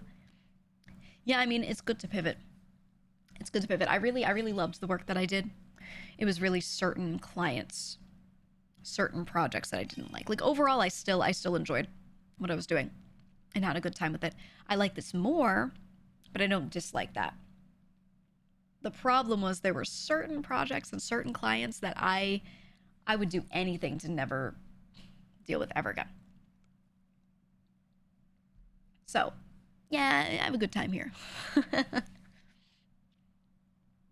A lot of upper management have no clue how tech works. They have no clue what the proper expectations should be. Yeah, and that's why in the tech world, there are a lot of roles and positions of people that are like both good at the tech side, but also good at the business speech side of things. And they're able to translate both of those parties at each other. So someone who can talk to a team that's developing something, understand what's going on, and then that guy goes and meets with an executive and talks to them about it. Because they know how that guy thinks. And they're able to be a really good in-between. There are a lot more roles of in-betweens like that in tech than like any other industry, from what I've seen. It's crazy. It's crazy.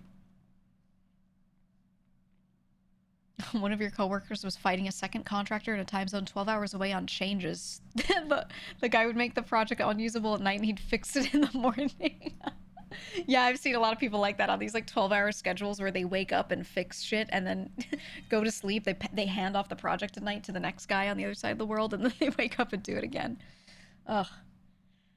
That 24-hour development cycle is crazy. I've been on projects where we do that, and I would do like meetings early in the morning and then meetings late at night. I would work the whole day at weird hours so that I would be there for like the handoff between each team. It was a lot and it moved so fast, but things got done quickly. It was wonderful. Wonderful. Did you have any clients come to you with literally impossible asks? Oh, all the time. Or they would ask for so much more than they needed. I actually would downscale a lot of people's projects, and I'd be like, you know, you're asking for this whole custom tool, but like, I should just build you this thing in this existing program that will get you the same result, and you won't pay me a ton of money, and you won't spend a ton of my hours, and, you know, and there you go. And I would actually downsize a lot of people's projects to what they actually needed. And it's good because then if they needed more stuff, they were much more likely to come to me. So I'd still like get good amounts of work for different things. But even so, the intent was really like, I'm just not going to sell someone something they don't need, you know? I would do that a lot. What kind of things did your work allow you to do that streaming doesn't? Like not doing the job? Has it left you without an outlet for that particular proficiency, or did you find another? Yeah, I mean, I don't work on any projects relating to tech right now. We have some stuff that goes on within the community, but it's these little projects that are just like not the kind of thing that I used to do. I don't have meetings with executives from different industries about stuff anymore, I guess. My whole job is in front, well, not my whole job, I'd say as a streamer there's a lot you still do, but a lot of my work is in front of people all the time, whereas I liked in tech, I got to do a lot of stuff where I was just being silent at my desk and typing. And I really like that. I really like that because I am actually a person who really likes their alone time. I really do, like, every day need some time where I'm just alone, silent at my computer. I just need it. And I got a lot of that through working in tech. And I still did a lot of meetings. I still talk to a lot of people. Like my roles often, you know, included a lot of that, but you know, it is what it is. Do you hear him in the background? Meow. Wolfie. Wolfie. He always stands at like the opposite end of the place and goes meow. Whenever you hear like those high-pitched meows coming from all the way in the back, that's always Wolfie. Every time. There he is. What do you want? What? He's trying to get me to feed him. He's trying to get me to feed him. He was extra annoying this morning. He woke me up like at a crazy time. I was sleeping so well like a baby, and then he was just like meow meow like insane. Like he genuinely sounded like something was wrong, to the point where I got up out of bed. Normally he could meow all morning and I would not get up until it's time, you know, like I'm resistant to his tricks. He meowed in a way where I genuinely thought like he got hurt or something. I was like, oh my god, what is happening? I get up and I look, and he's just standing in the middle of a different room, just going meow, and just trying to like get me to go get him. And I was like, oh, okay. He was being devious. Oh, there he is. Hi, Wolfie. I've noticed that as soon as you walk in the room, you don't meow. Is that because I yell at you when you meow all the time sometimes? He's sniffing Nucky. I have two of them next to me now. Do you need something, Wolfie? Are you dying? No? Then why do you meow like you're dying? Why do you do that, huh?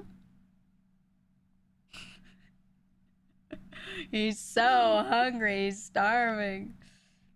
He's got a little belly. My cats aren't fat. They're like pretty good weight-wise, but they all have like, you know, that just a little belly, and I like to just like grab it and shake it a little bit. Kawa, thank you for the gifted sub. Also, Melted Brain, thank you for the prime. Wool, thank you for 7 months. Biku, thank you for 26 months, actually. And Subraxis, thank you for the prime. Appreciate it, guys. Appreciate the train. Yes, primordial pouch. I grab it with my hand and I shake it. Right, Wolfie? I'm gonna do it right now. Yeah. It's good. It's good. I don't like, you know what I really don't like? I don't like when people make content of their pets and they're like, haha, he's so chonky. And I see an animal that someone is clearly like overfeeding and causing to be really unhealthy for no reason. It makes me so sad. And I know some breeds are gonna look a little fatter. Like some breeds just keep pounds on a little more. But like a lot of these animals aren't designed to not feel hungry. Like as a person, you self-regulate your hunger really well. And you're also just a more intentional animal, you know? But cats don't get it, and they look for food all the time. And a big part of that is because if they're out in the wild hunting, they're not that successful. Like their hit rate ain't that high, so they have to try all the time and feel hungry a little bit all the time. They're not literally feeling hungry, but they have to like seek food constantly because it doesn't work out for them that often. So they have a drive, and that's it. And so a lot of cats will act like, you know, they're like dying when you're not feeding them, but they're totally fine, and you have to regulate for them. So if you're not doing that, you're not being responsible, man. I feel like it's like a type of neglect, right? It's like neglecting their health. I don't love seeing it. And they're like, oh, he's so cute, he's so chunky, but I'm like, man, his knees. Your cat's poor knees are hurting, you know? It's rough. Dogs will eat themselves to death for sure, yeah. And some will regulate. There are some animals that will be like, I'm actually not hungry right now, you know? But cats are pretty bad at it. Right, Wolfie? Yeah. Yeah. Your roommate's cat figured out if she pushes her automatic feeder, it might drop a couple bits of food, so she's constantly pushing on it. Oh, yeah. They're just designed to always be thinking about and wondering about food. It's a survival thing, you know? So you if you want one as a pet, you gotta just think about that. Keep them at bay. That's all. It's your responsibility.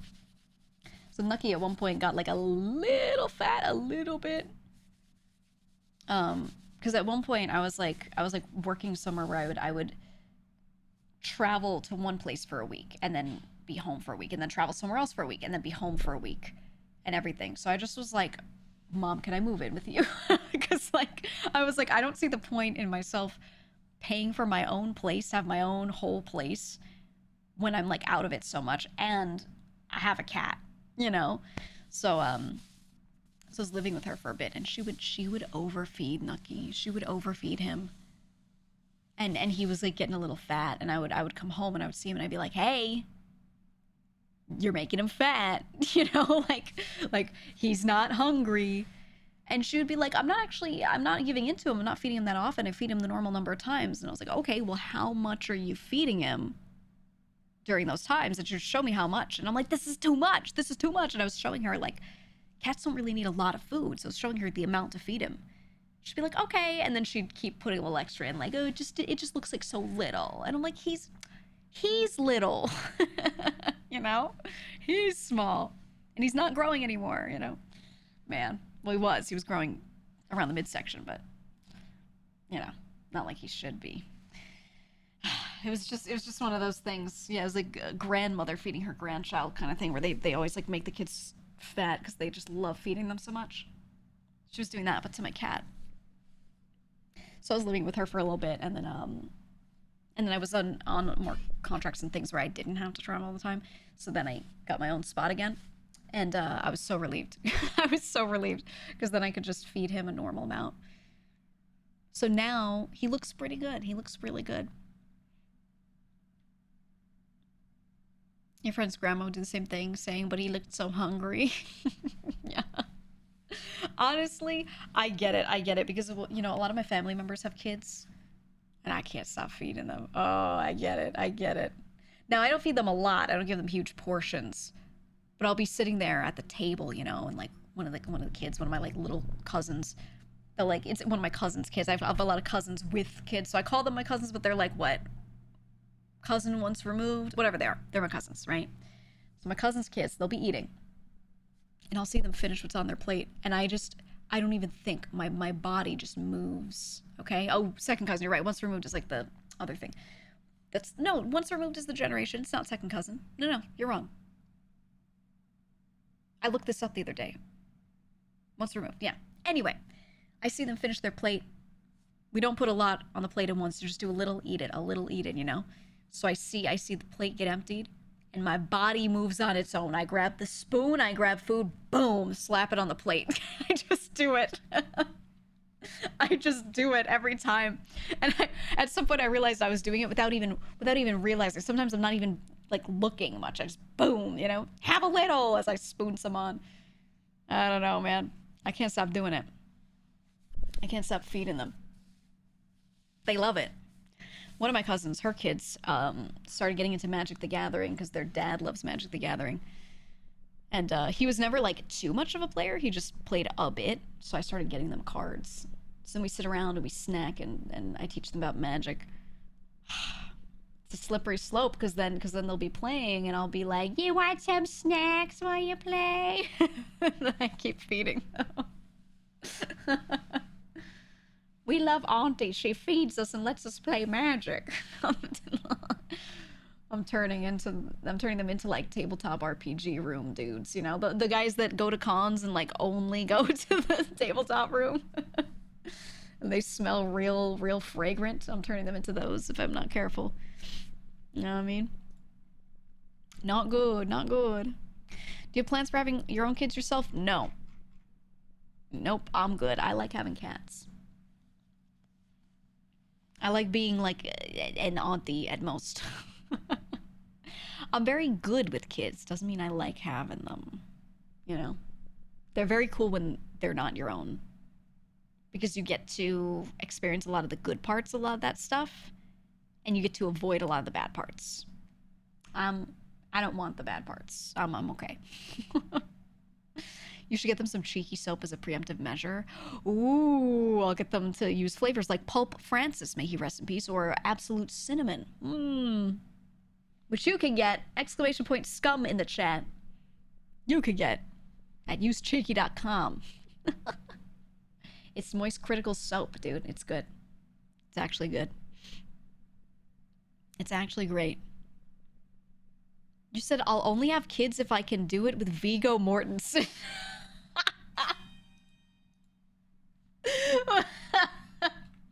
You know what? Same. I'm there with you. I'm gonna take that. You know what? I'm taking that. Do you mean like today, Viggo, or do you mean like he's encased in resin when he filmed like Lord of the Rings, Viggo? Actually, you know, he still looks good today. I'm looking at a current picture of him right now. He looks really good for his age. Damn. He was cast as Aragorn when he was 40.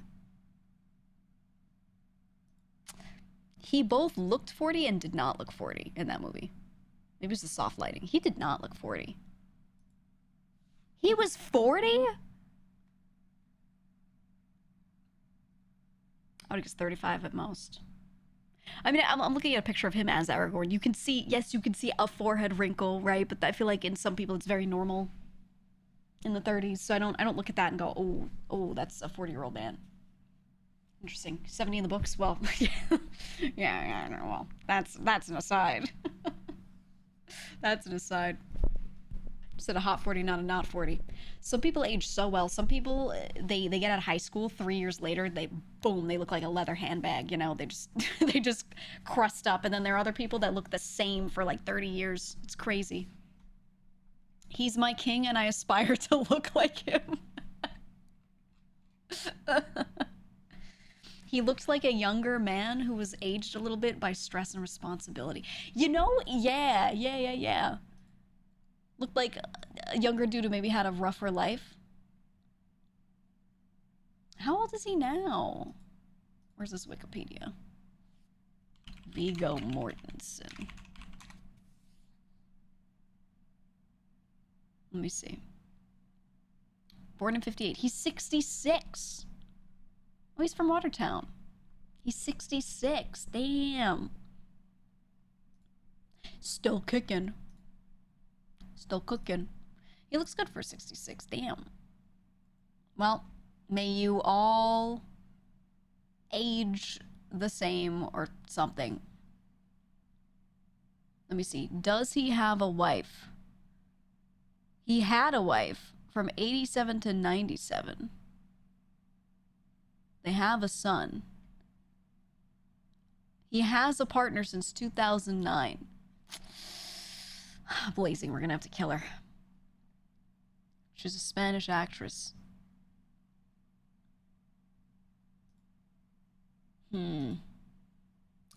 Blazing, it's time. Put on the snaking suit. Put on the snaking suit. Wait, he looks so awkward with her in like a good way in these old pictures. Like he's standing in like in a funny way. I don't know how to describe it. No, they look good together. You know what? We gotta take her out anyway. It doesn't matter. Doesn't matter if they seem nice. One of the mods needs this, so we're gonna do it. We're gonna do it. All right, chat. You can just have one celebrity, one actor. Let's say actor. Singer is fine too. You can have a celebrity. Boom, husband / wife, and they totally have the personality you think they have. Okay, you think. Who do you pick? Who do you pick? I'm curious. Aubrey Plaza, Emma Stone, Anna Kendrick, Ava Green, Emma Watson, Salma Hayek, Ava Green. 2 for Ava Green. 2 for Ava Green. Jennifer Connelly. Ooh, that's a good one. Jennifer Connelly. That's a good one, man. Kate Beckinsale. Rachel McAdams. Sabrina Carpenter. Ooh, Joan Jett. Sean Bean, I'm straight, but still. You would pick Sean Bean anyway. We got John Stamos, okay? John Stamos. Ryan Reynolds. We got a Ryan Reynolds enjoyer. You know, I've said it before, I was never on the Ryan Reynolds train. I always looked at him and I was like, that's a goofy little guy, but never found him like attractive. And then I don't even think he's unattractive. He just like, I look at him and I laugh, you know, but not like, I'm just like, ah, it's that guy. Never felt anything like that. But then you see him on magazines and they're like, the sexiest man alive. And I'm like, really? I don't think he's not good, but like, I don't know. I didn't realize for the longest time how many women liked him that much. Sigourney Weaver, yeah. Kat Dennings is a good one. Catherine Zeta-Jones, but like from 15 to 20 years ago. Oh, yeah, yeah. She's a really good singer, you know that?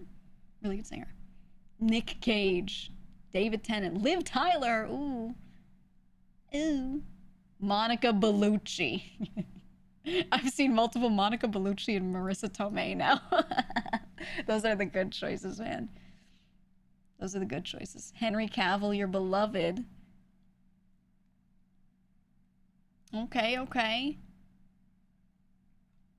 Anne Hathaway. Antonio Banderas. Yeah. Yeah. You're a straight man Reynolds enjoyer. Okay. I'll accept it, man. Audrey Hepburn. Ooh. Oh, yeah. If we're going like, if we're dredging up people from the past, I think that changes things too. Dame Edna. Oh, yeah. Oh, yeah. Marissa Tomei is the pick. Yeah, I think so too. I think so too. Henry Cavill's a good one. His personality actually is great. Plus, he lives 40K in The Witcher. Yeah, yeah. I think he's not bad. Let me look at him. I'm used to seeing him as. Here's the problem with when you're like, oh, that actor's so cute or whatever. A lot of the time, I only see them in their roles, and I don't pay attention to like interviews they do or like other things. So I'm usually, when I picture an actor, I picture them in full makeup and like garb for whatever character they're supposed to be. And sometimes I like that, but then I see them, the normal them, and I'm like, no, I wanted you when you were a weird wizard. You know what I mean? Like, you were only cool when you were in the armor. Now that you're in a suit, I don't like it, right? Sometimes that happens, you know? Or like their hair's done a certain way for a character, and you're like, I love this, and then you see them normally, and you're like, eh, not bad, but it's just not the same. I think normal man Henry Cavill's still fine, but he's like cranked up to 10 when he's Geralt, because he's always brooding. He's constantly brooding. But then you see him not brooding, and he's like a nice normal dude, and it doesn't have the same effect. It's not bad at all. It's just like, yeah, a lot of women like the broodler. Exactly. Ooh, Lupita. Yes, yes. Said if I was a woman, maybe Cillian Murphy. What does Cillian Murphy look like again? Let me see. I know the name.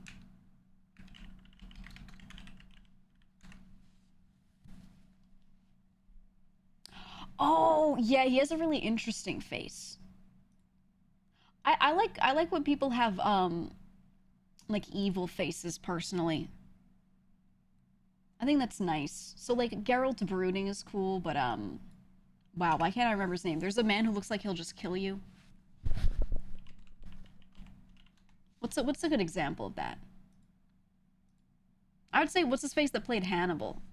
Yeah, Mads Mikkelsen. Yeah, yeah. I think that's nice when they look like like they look like they probably have like multiple bodies like buried in the backyard. I think that's good. Linda Carter. Oh, yeah, yeah, yeah. She was gorgeous. She was gorgeous. If a woman told me I had an interesting face, I'd play Sudoku. No, interesting isn't bad. It's more like not conventionally attractive features, but it doesn't mean that you're not attractive if someone says that, though.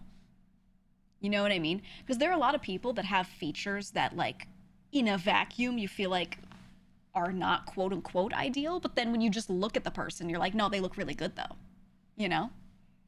So, interesting is that, but yeah, it could be taken poorly. Oh, he said Willem Dafoe.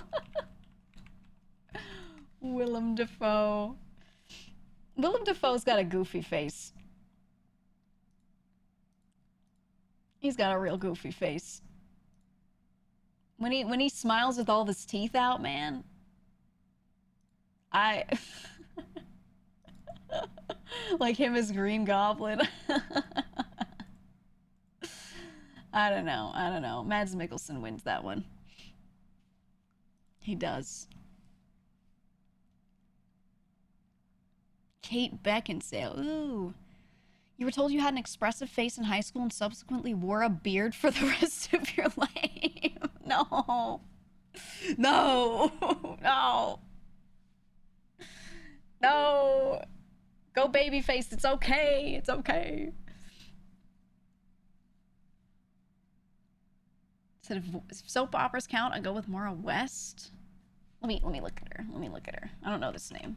I don't know a lot of like TV actor names that well. Oh, okay, I do know her. I do know her.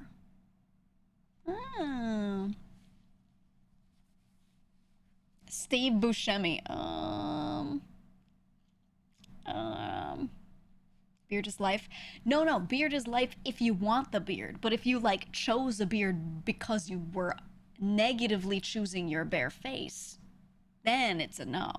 That's what I'm saying. You know what I mean? I don't know. I usually just like old Hollywood actors because they've already lived their lives and they can't do anything to fuck it up anymore. So I'll just look back and I'll be like, oh, that whomever, he was so handsome. And I'll just say some name that's like, they're already dead. You know what I mean? They're like the safe pick. But also they're from an era where they just like, they don't wear weird shit on the red carpet. You know what I mean? Nowadays, some people show up in a suit and it's nice, but some people show up in like a Lady Gaga meat dress, but like a man version, and I'm like, all right, I can't do this anymore. Buscemi got that I'm on some kind of list vibe. No, he's a nice guy. He's a nice dude. You need to have a beard to look like an adult. You're 30 plus and have a baby face if you don't have a beard. Honestly, like, what's the beard equivalent for women? Because I have that problem too. I walk around, they're like, what school do you go to? And I'm like, I haven't stepped foot in a school in a long time. A lot of the time I go places and the server acts a certain way toward me. When they ask for my ID, you know, like someone at the table's drinking, I hand the ID and they go, I'm so sorry, ma'am, because they realize I'm older than them. Like, a lot of the servers think I'm like younger than them, and I'm like, okay. I'm probably much older than you, but you know. Clothes? Question mark. Actually, yeah, the way I dress changes the perception of me a lot. A lot. If I just go out in a t-shirt, everyone's like, that's a baby. But then if I wear like clothing that fits me, the attitude does change a lot. Makeup? Yeah, but I hate makeup. I hate it. I hate it. That's the problem. I hate it. I just, rah, yeah, rah. I hate it, man. Sorry, I know it's like standard fare for a lot of people. I think it looks fine. I just hate wearing it. And I like to touch my face. When you put something on your face and you can't scratch it, because if you scratch it, you will scratch lines of makeup off. That sucks. Yeah, and it's expensive. It's so unnecessarily expensive. And it doesn't really change your face that much when you're doing the normal basic stuff. I'm not going to hide my dark circles. They're permanent. And that's okay, you know? That's it. Like, you get what you get is how I feel, you know? So I don't like wearing it, so I'm gonna always do myself a disservice with that, but whatever. Whatever, man. I think it's fine for people who like it as a hobby. Yeah, you know, people can like it. I'm just saying I hate it. I don't mean I hate it as in if I see someone with makeup, I'm like, grr, I hate that. I mean like on me. I don't like wearing it, you know? I'm a big hater. I think the only thing I like is like lip color. And even then, not like a really thick, like a lipstick or a thing that can like easily come off. Very, very annoying. Very annoying. Very annoying. But I think I like that because it's something that doesn't make you look super different. It changes the vibe, but it doesn't change you, right? So I like that. Stuff like stuff that's changing the shape of features, I never liked. I don't know. I always had this really weird, uncanny feeling if I put on makeup that really altered the way I looked, and then I looked in the mirror. I would look at myself and be like, "That's not me," and I would get this weird feeling, and I just would be like, and I would get the urge to like take it off. So I never really did any makeup that like made me look very different. I didn't like that. It's one thing to want to look a little better, but I don't know. Some people really like it because some people they just don't get that feeling. They're just like, "Oh, this is fun." And I was always like, that must be really nice. It must be really nice. I don't know. I never like felt like that. I always felt like weird when I saw myself like altered like that. I don't know. Wasn't a fan. Better to meet up with a guy with your natural face. You can meet a guy without makeup and then you can wear it to spice things up. I mean, that's true, right? Like, it can't get any worse. Right? You're like, it doesn't get any worse than this, man, as you show up with no makeup on. This is me at my worst. It only goes uphill. That's a good point, but to be honest, a lot of people will see a girl with normal things like dark circles, and they'll be like, "Oh my god, are you tired? You look sick," or, whatever. I don't know. Got your makeup done professionally as a bridesmaid, and it was so strange. I was a bridesmaid for a friend a while back, and I had the makeup artist that I was with. They were like, "What do you want to do?" And I was like, "I don't like altering myself very much. Enhancing is fine. I don't like altering. So don't do anything that's just like not already kind of there." And she was like, "Bet." And she did a lot, but she did a really good job in exactly what I was asking for. She did great.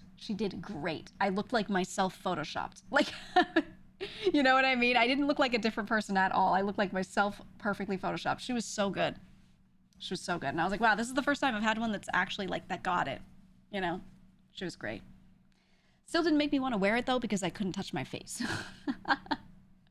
But it was like one of those few where I looked in the mirror and I was like, it feels a little odd still to look at me because I look different, but I don't look like a different person, So it was nice. It was nice. But she was like a really good makeup artist, Most of my friends or anything, if they're like, "Let me do your makeup," I'm just like, no, don't touch my face, no.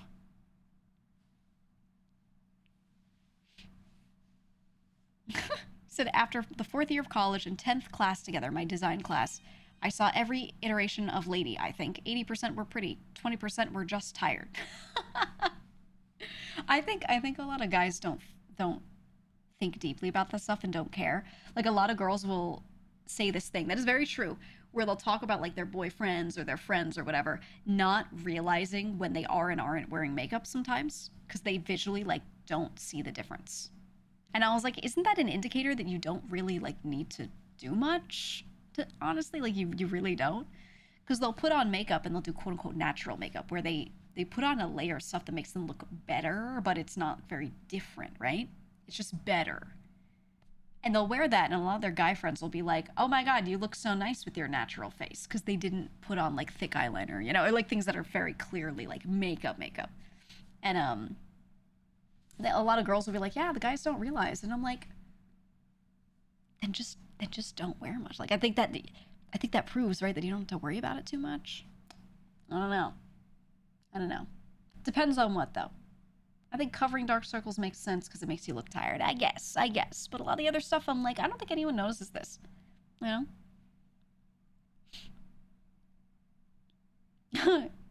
said you don't think deeply about it. You don't have a significant other, but you have friends who have been like, notice anything different, and you're like, I don't know. Yeah. I'll be honest. When I was working a lot and I would have to go into meetings and things, I would definitely do like a little dark circle, like lightening just the tiniest bit, a couple things here and there. And if I did it or didn't do it, the guys in the room wouldn't notice. It was just the women, for the most part. If I didn't wear makeup one day, they'd be like, "You look a little tired," and I'd be like, "Oh yeah, I don't know, concealer on." They'd be like, "Oh, okay," like they would notice. None of the dudes would ever point it out. They'd be like, "You look the same," and I'm like, "All right." So I just stopped. I just stopped. If I did makeup, it would be for myself. Yeah, I think that's good. I will say in the workplace, there was something to be said for like, the better you looked, the better you got treated, for sure. And I didn't feel like I got treated poorly if I didn't have makeup on, but I felt like if I looked a little better, just a little bit, I would get treated a little better. There'd be more positives. So it's a shame that it's like that, but you know, it's a good thing to be done. But that was a lot less on makeup. It was a lot more on the clothing worn and how you do your hair more than anything else, to be honest. That was really the thing that mattered, was what you were wearing and how good your outfit was. That plus doing your hair did like 95% of the heavy lifting on looking good for a meeting. And then if I did makeup, it was like it barely a difference. It was marginal. So I think that's really the important thing, honestly, is to just make sure your outfits look good for a workplace and like people want to take you seriously. Everything else didn't matter as much. There is functional makeup though for work. It just is what it is. Yeah, exactly. There are times when it makes sense.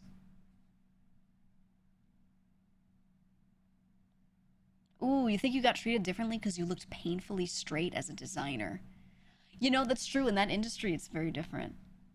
I wonder. I wonder how much of an effect that actually has. I didn't think of that. I know it's like that in fashion. The more done up you are, the better. You want to go to a wedding just to dress up in a good fitting suit? Yeah, I mean, if you don't have a job that gives you an excuse to wear a nice suit, then like, when the hell do you get to wear a suit, you know? Like, when the hell? I will say, you could become a slacks and dress shoes guy, but then wear like a more casual shirt. And it's not the same feeling as wearing a really nice suit, but the slacks do something for feeling like you're more structured, slightly more formal, I guess, but not overly formal. I don't know. I think that's the way to do it. Just get nice pants. Get nice pants and don't worry about like what's up top. You can just be casual with it, you know? And then you'll feel like you're that guy without walking outside in a 3-piece suit just to get food, you know? It's just how it is. Slacks and dress shoes are the worst part of formal wear though. Not if you get good ones that like actually are comfortable. The problem is you usually have to put money down on them. Not a ton, but like some, right? Some. It's not like the cheapest thing you can get in the store, for sure. For shoes, they don't have to actually be dress shoes necessarily. You can be like a boat shoes Andy. You could be that guy. I just, whenever I suggest that to male friends, they're always like, that's too metrosexual. If they're a millennial, they say that it's too metrosexual for me. And I'm like, okay, well then dress like shit. Okay, whatever. I was just trying to say boat shoes might look good, you know, with the slacks. I was just saying. Boat shoes are old money coded. That's the thing though, right? You wear them and people are like, that guy golfs, man. That dude golfs. And then you're giving that feeling that you want to give of like, look, I might wear suits sometimes without actually wearing a suit. Metrosexual still people word used? Not really. Not really. It kind of died, thank God. It kind of died off. I think people just say feminine. They realize that these things are just masculine or feminine regardless of who's doing them, you know? They could be like, this thing is a little more feminine than I want. This thing is more masculine than I want. They're kind of getting it, that it's like a slider, right?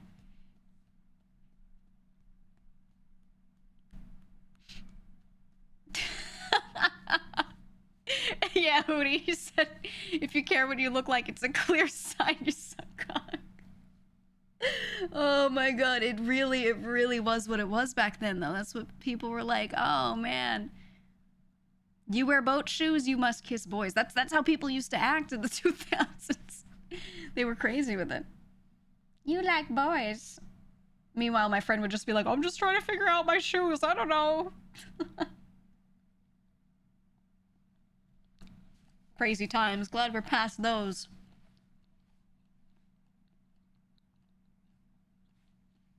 Now you could like both, and that's fine, but they're not related. Wink. No, they're not.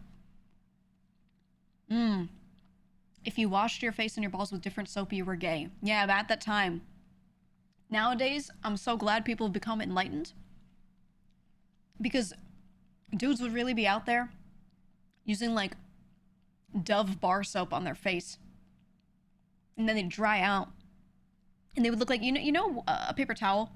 When you wet it, wring it out, and then leave it on a counter to dry. And it becomes, like, crispity crunchity. Dude's skin would be looking like that. Because it was, you know, you would get called gay if you liked skincare. You put a little moisturizer on and people would be like, oh, you know? Thank God we're past that, because I hated people having bad skin for no reason. Yeah, the upper lip dandruff. Exactly. Exactly. So thank God. Thank God men's skincare is now a thing. Or a lot of skincare is just not even, like, marketed toward either side at this point, which is great. Really shouldn't be. What kind of soap are you supposed to use for your face? Face wash. Any soap that says it's for the face. There are a lot of, there are different types of soaps. There are things like surfactants. There are different types of things that degrease, things that clean in different ways. So some of them are not as good to use on more sensitive types of skin. Some of them clog pores, but they clean really well. And on your body, where your pores tend to be a bit smaller, it's usually not an issue. But then on your face, it causes you a lot of fucking problems, you know? So sometimes it's just your soap, man. And that's all it is. Honestly, the one I always recommend, because it's cheap and available everywhere and great, are the cleansers from CeraVe. Let me find it. They got a couple different ones.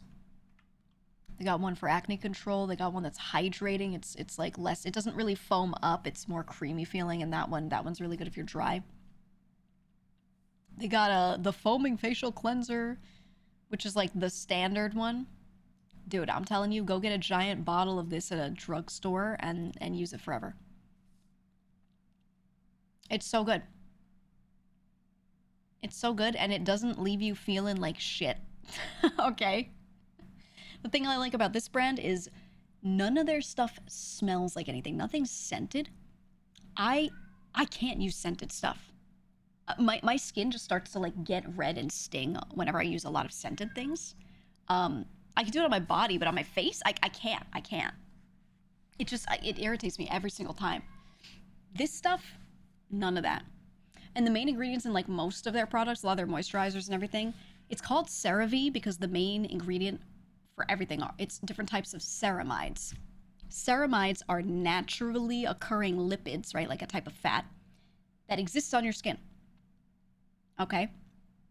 Naturally occurring oils, fats, whatever you want to call them, lipids that exist on your skin and keep your skin naturally moisturized. Your skin produces these. These products from CeraVe, the main thing that they use as moisturizers are ceramides.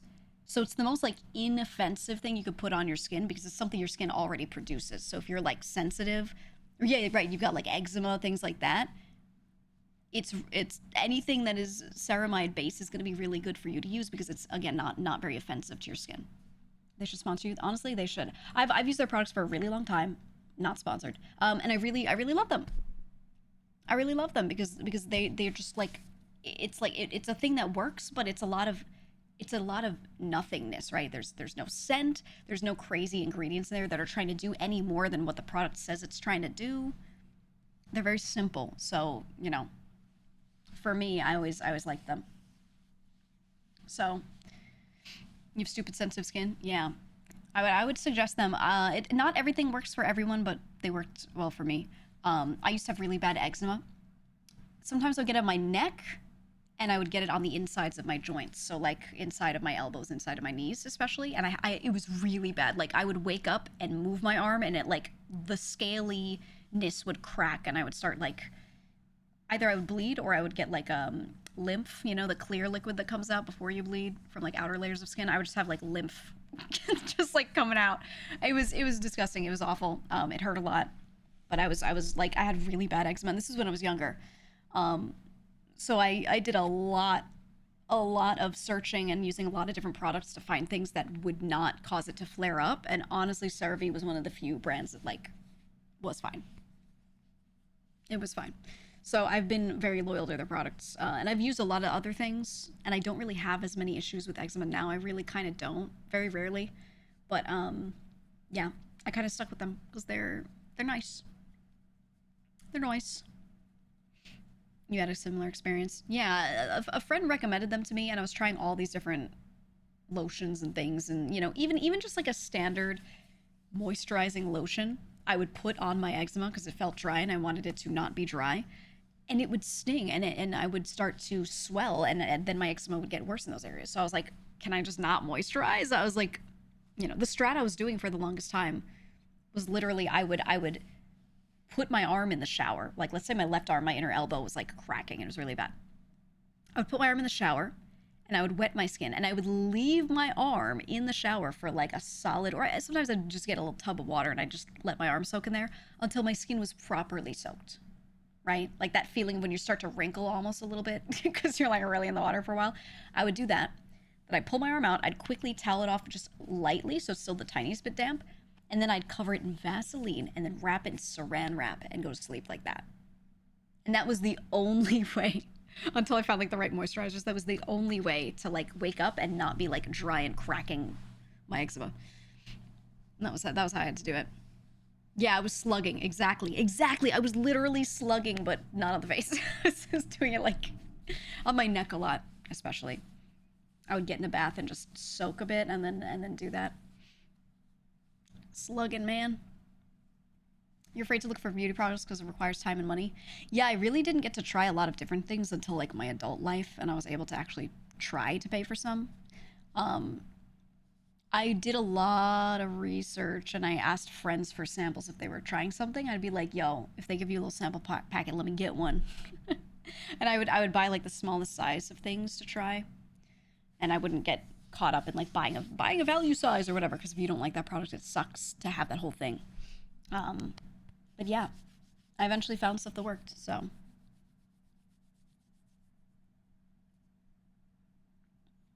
Vaseline petroleum jelly is in general harmful to skin in that it has skin aging properties.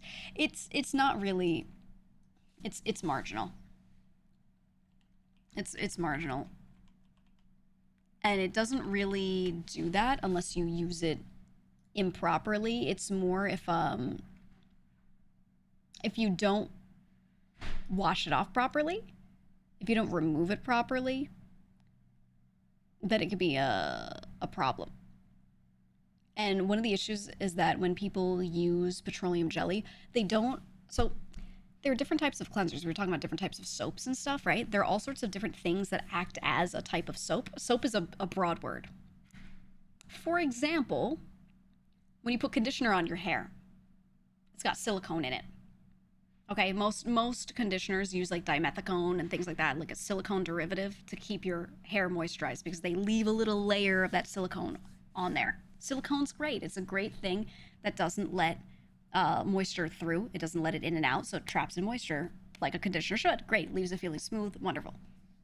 So when you put on conditioner, it leaves a layer of these silicone derivatives on your hair. To get that off, if you just want to wash it with like a normal bar soap, it won't properly work most of the time. It won't actually take all of it off. You have to use a soap that has a surfactant in it, right? You need specifically a type of chemical called a surfactant, and that will actually be able to break it down a little bit in a way where it comes off of the hair. But that's also incredibly drying. But regardless, so different types of things that you put on your skin and put on your hair, you need other things to counteract them and to wash them off.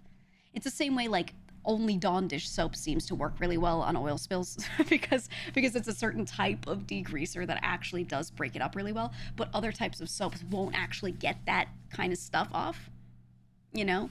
So this is sort of why, like, when you put Vaseline on your skin and then you try to wash it off, it might age you because you're not actually taking it off. You need to use the right thing. So TLDR, everything has something else that you use to take it off, and you just got to make sure you have the right thing, you know? I understand why there are men's 20-in-1s. Yeah. Yeah. It's the way to do it, man. It is. But you don't need to know, like, all the details of what counteracts what. You just need to know this product takes this other product off. And that's why using stuff within the same brand is pretty good. Like, if you have a conditioner and a shampoo from the same brand, they're made to work in tandem with each other. You know, like, you should be fine. That's usually the way to do it. You don't have to, but, you know, if for some reason you feel like something's weird with your hair and your conditioner's, like, never quite leaving you, you might need to change your shampoo.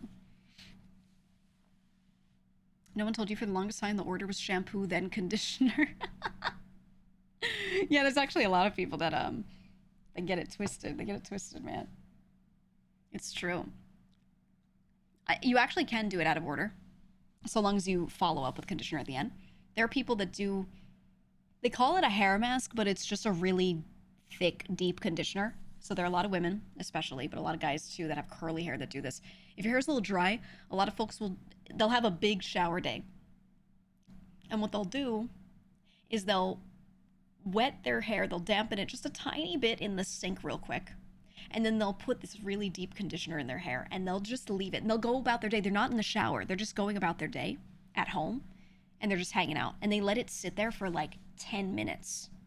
And then they go into the shower and they do a normal shampoo session and a normal conditioner session on top of it. There are a lot of products like that. You can actually do this with normal conditioner. You don't have to do that with a hair mask, quote unquote. It's just that usually they're thicker, so like you don't have to worry about it like dripping down and stuff. Like they're usually formulated so they don't, like, you know, they're not liquidy. But yeah, that's something you can just do. And so technically, yes, you can do conditioner first, then shampoo, but you still need to condition after to lock it in still. But there's a benefit by doing it first. There is.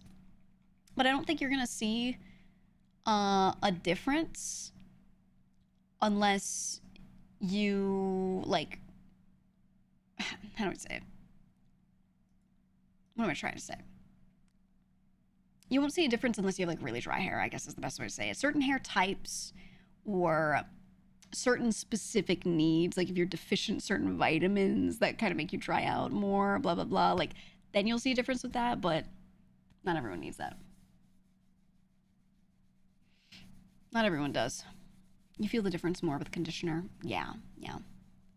You conditioned your hair with no shampoo and it was horrible once. Yeah, no, you still have to take it off because, like, when you do most conditioners, like I said, have some silicones in them, so it leaves a residue on your hair. So if you don't rip that residue off and then reapply, you're just applying more on top of the residue. So you're just like it's buildup, right? You're just adding buildup. That's why you ever see those videos of them like taking a camera and like zooming super close in on someone's scalp and you see all this buildup around the hair follicle? It's because they didn't actually like wash well enough.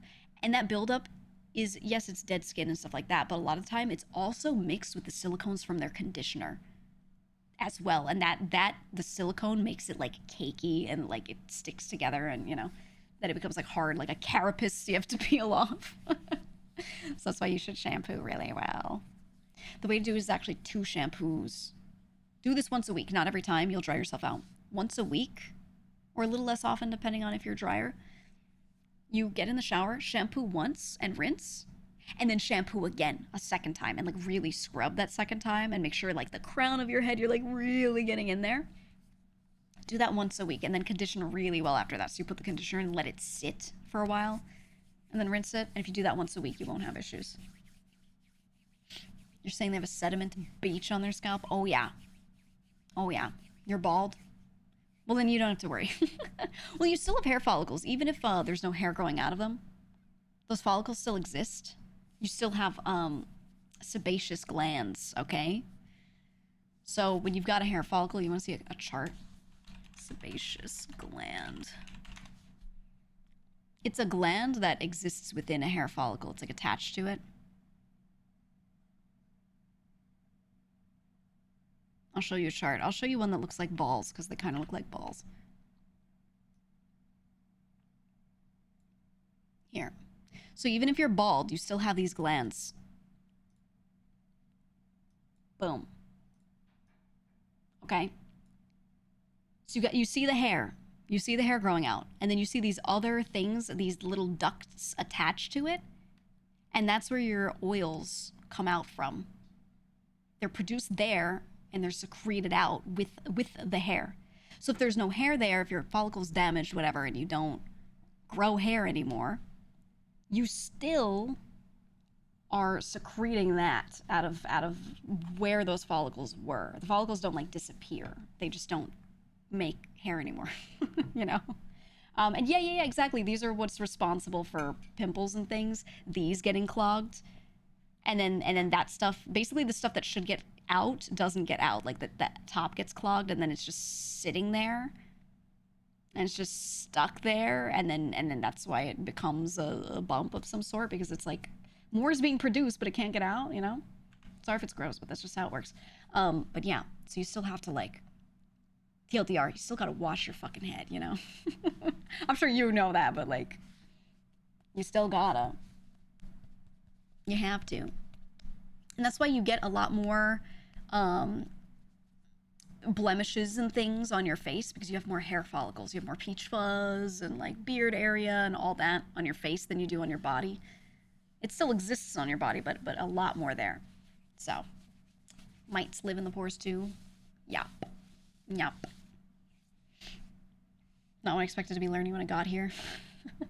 I really like skincare. I got really interested in it, you know, because of my issues with really bad eczema back in the day. And then later in life, you know, at some point, I always had really good skin on my face. I didn't have to worry about it. And then all of a sudden I didn't, just on my jaw area.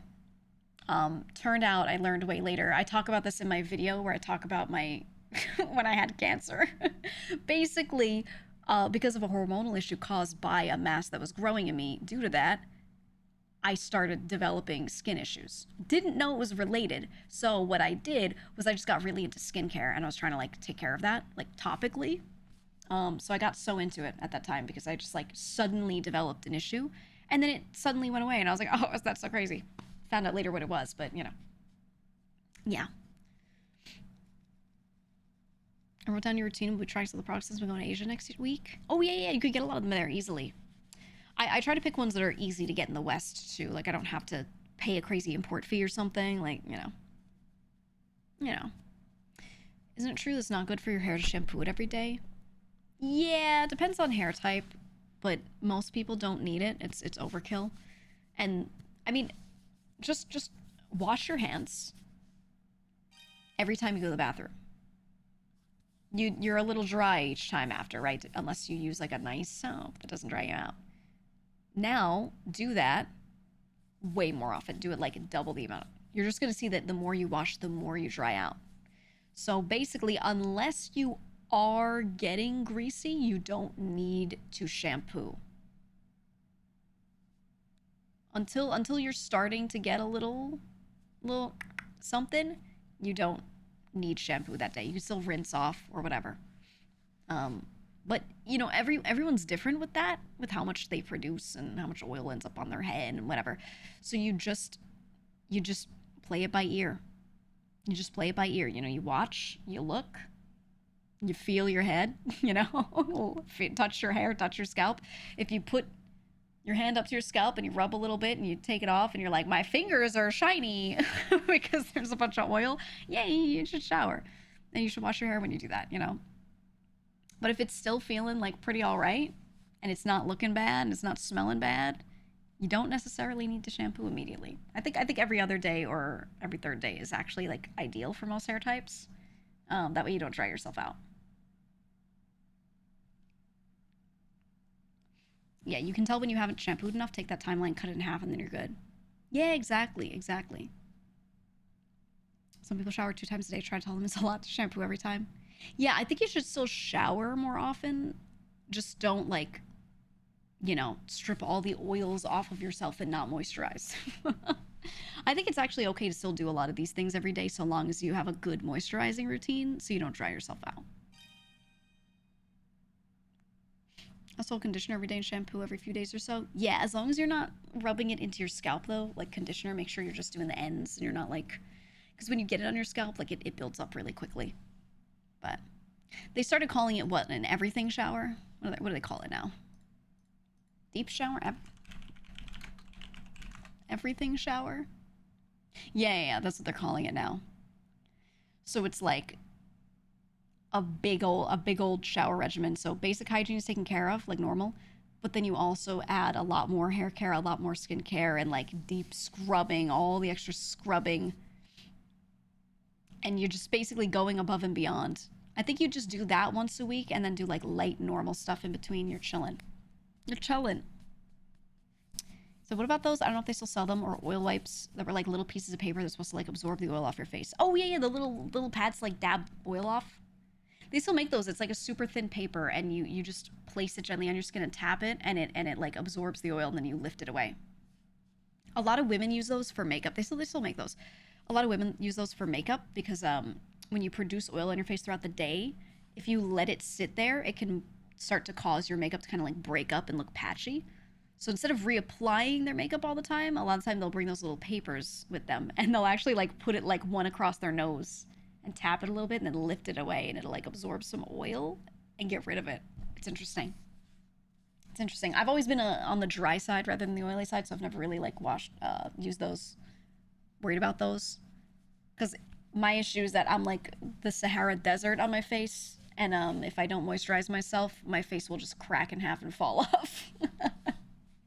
So I never really used those papers. I never did that, but if you do have an oilier skin, you know, you could do that. Yeah, blotting, that's the word. Blotting. They have versions that lift oil and add a bit of powder in one go. Do they?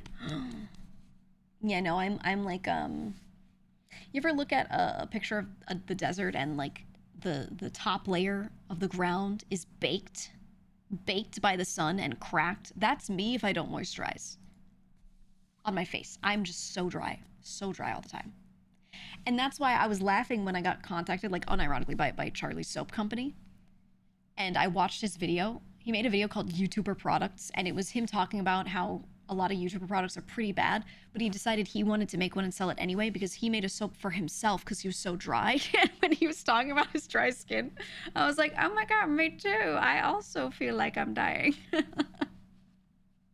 So he made this soap. Well, I think I'm looking forward to cracking up. That's me every day. Me every day. I wash my face and I rinse and I'm like, I have to put on my moisturizer in record time before I start cracking, dude. It's so bad. I think I'm looking forward to cracking up. I love that kid. What were they asking him about? I think he was at his own movie premiere or something. What movie was it? Or was it a show? Let me see. I can't remember. Looking forward to cracking up. Jake Thomas in Osmosis Jones.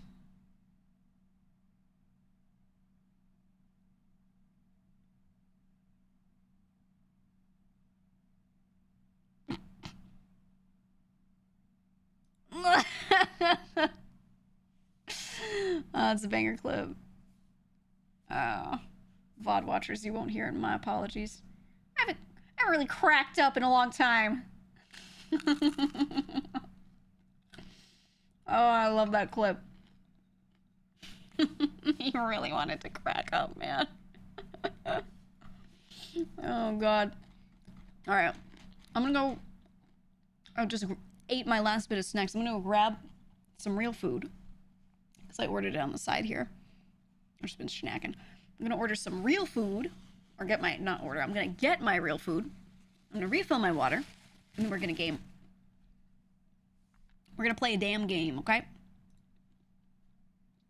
All right. So I will be right back. Bear bait.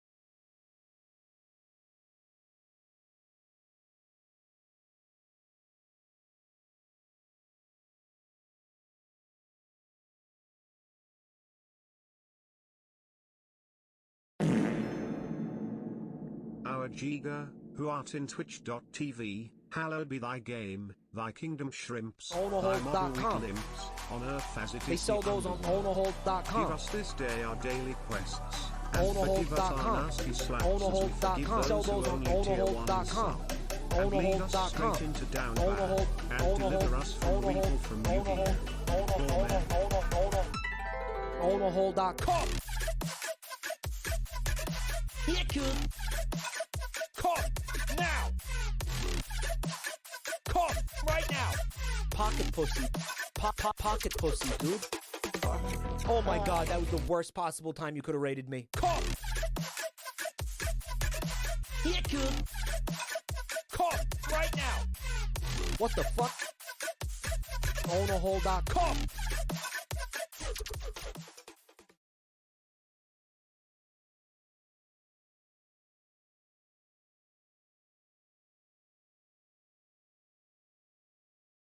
The Giegler.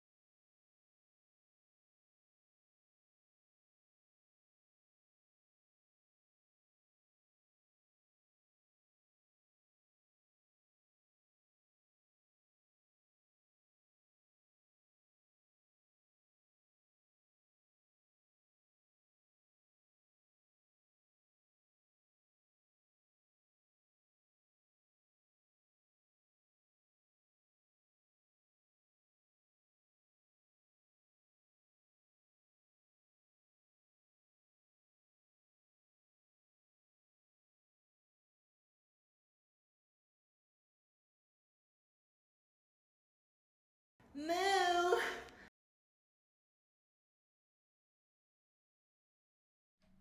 Okay, I'm back. Back. Oh, you wanted the song link here. Hold on, share copy song link.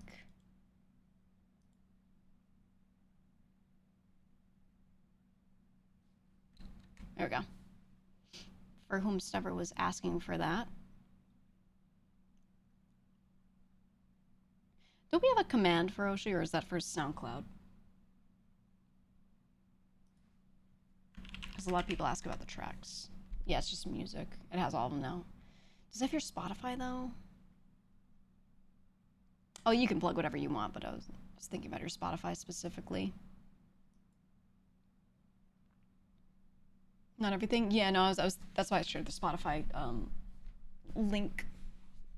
Oh, I'm not on the screen. My bad.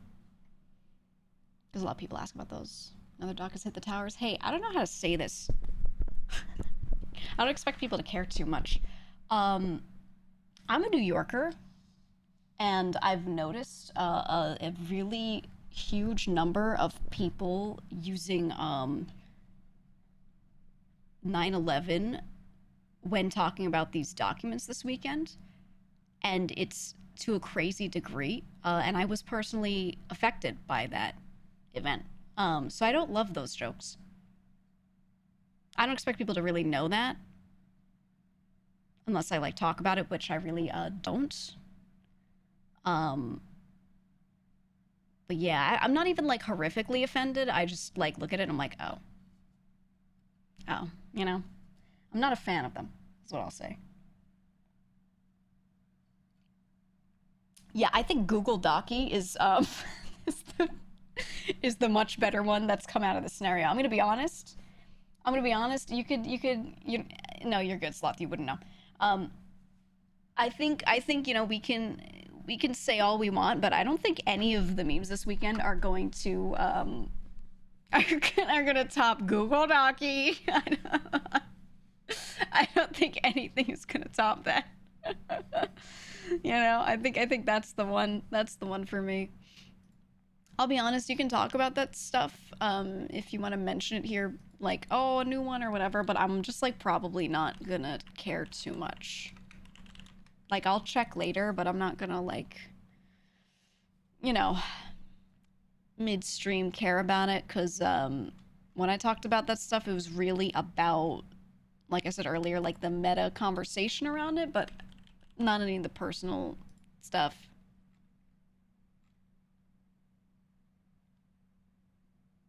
I don't know.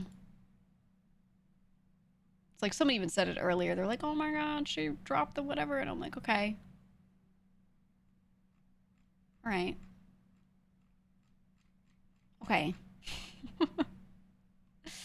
You know? All right. Want the TLDR? Nah. I'll read it later, I guess. I don't know.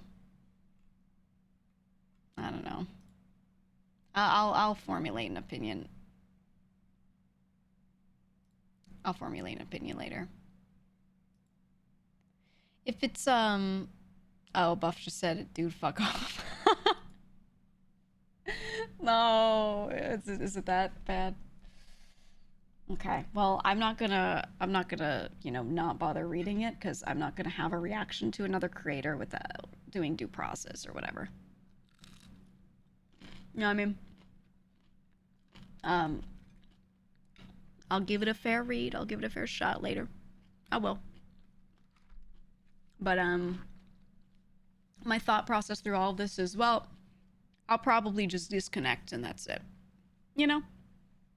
That was my thought process of what the likely aftermath for me is probably just, you know, have a nice life, you know? And that's it. It is a shame, because anytime we interacted, it was a nice one-on-one. Well, honestly, it wasn't really one-on-one, but it was a nice experience. You know, had nothing bad to say from the personal perspective, but not really gonna get entangled. Only doc I care about is the Pepe Sylvia Blueprints doc. Well, on that front, I got big news, okay? I got big news. We streamed it yesterday, okay? We streamed some of it yesterday. Blueprints spoilers for anyone not already in the know. Okay. We're about to get into my Pepe Sylvia. My Pepe Sylvia here. I played a little bit last night after stream. And I said something in the Discord. I sent a message in the Discord saying, oh my god, big news, because I did find something. And it was something we were trying to do. We were actively trying to do that I just couldn't do because I didn't have the right item. But I did a run and I got the torch. Okay, sometimes you draft the armory and you get the torch.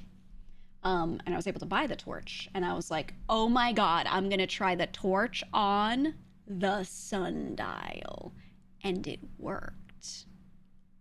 It worked. Okay. That bitch worked. So I'll tell you a story in pictures. Maybe I'll pull... I actually recorded it. I recorded it.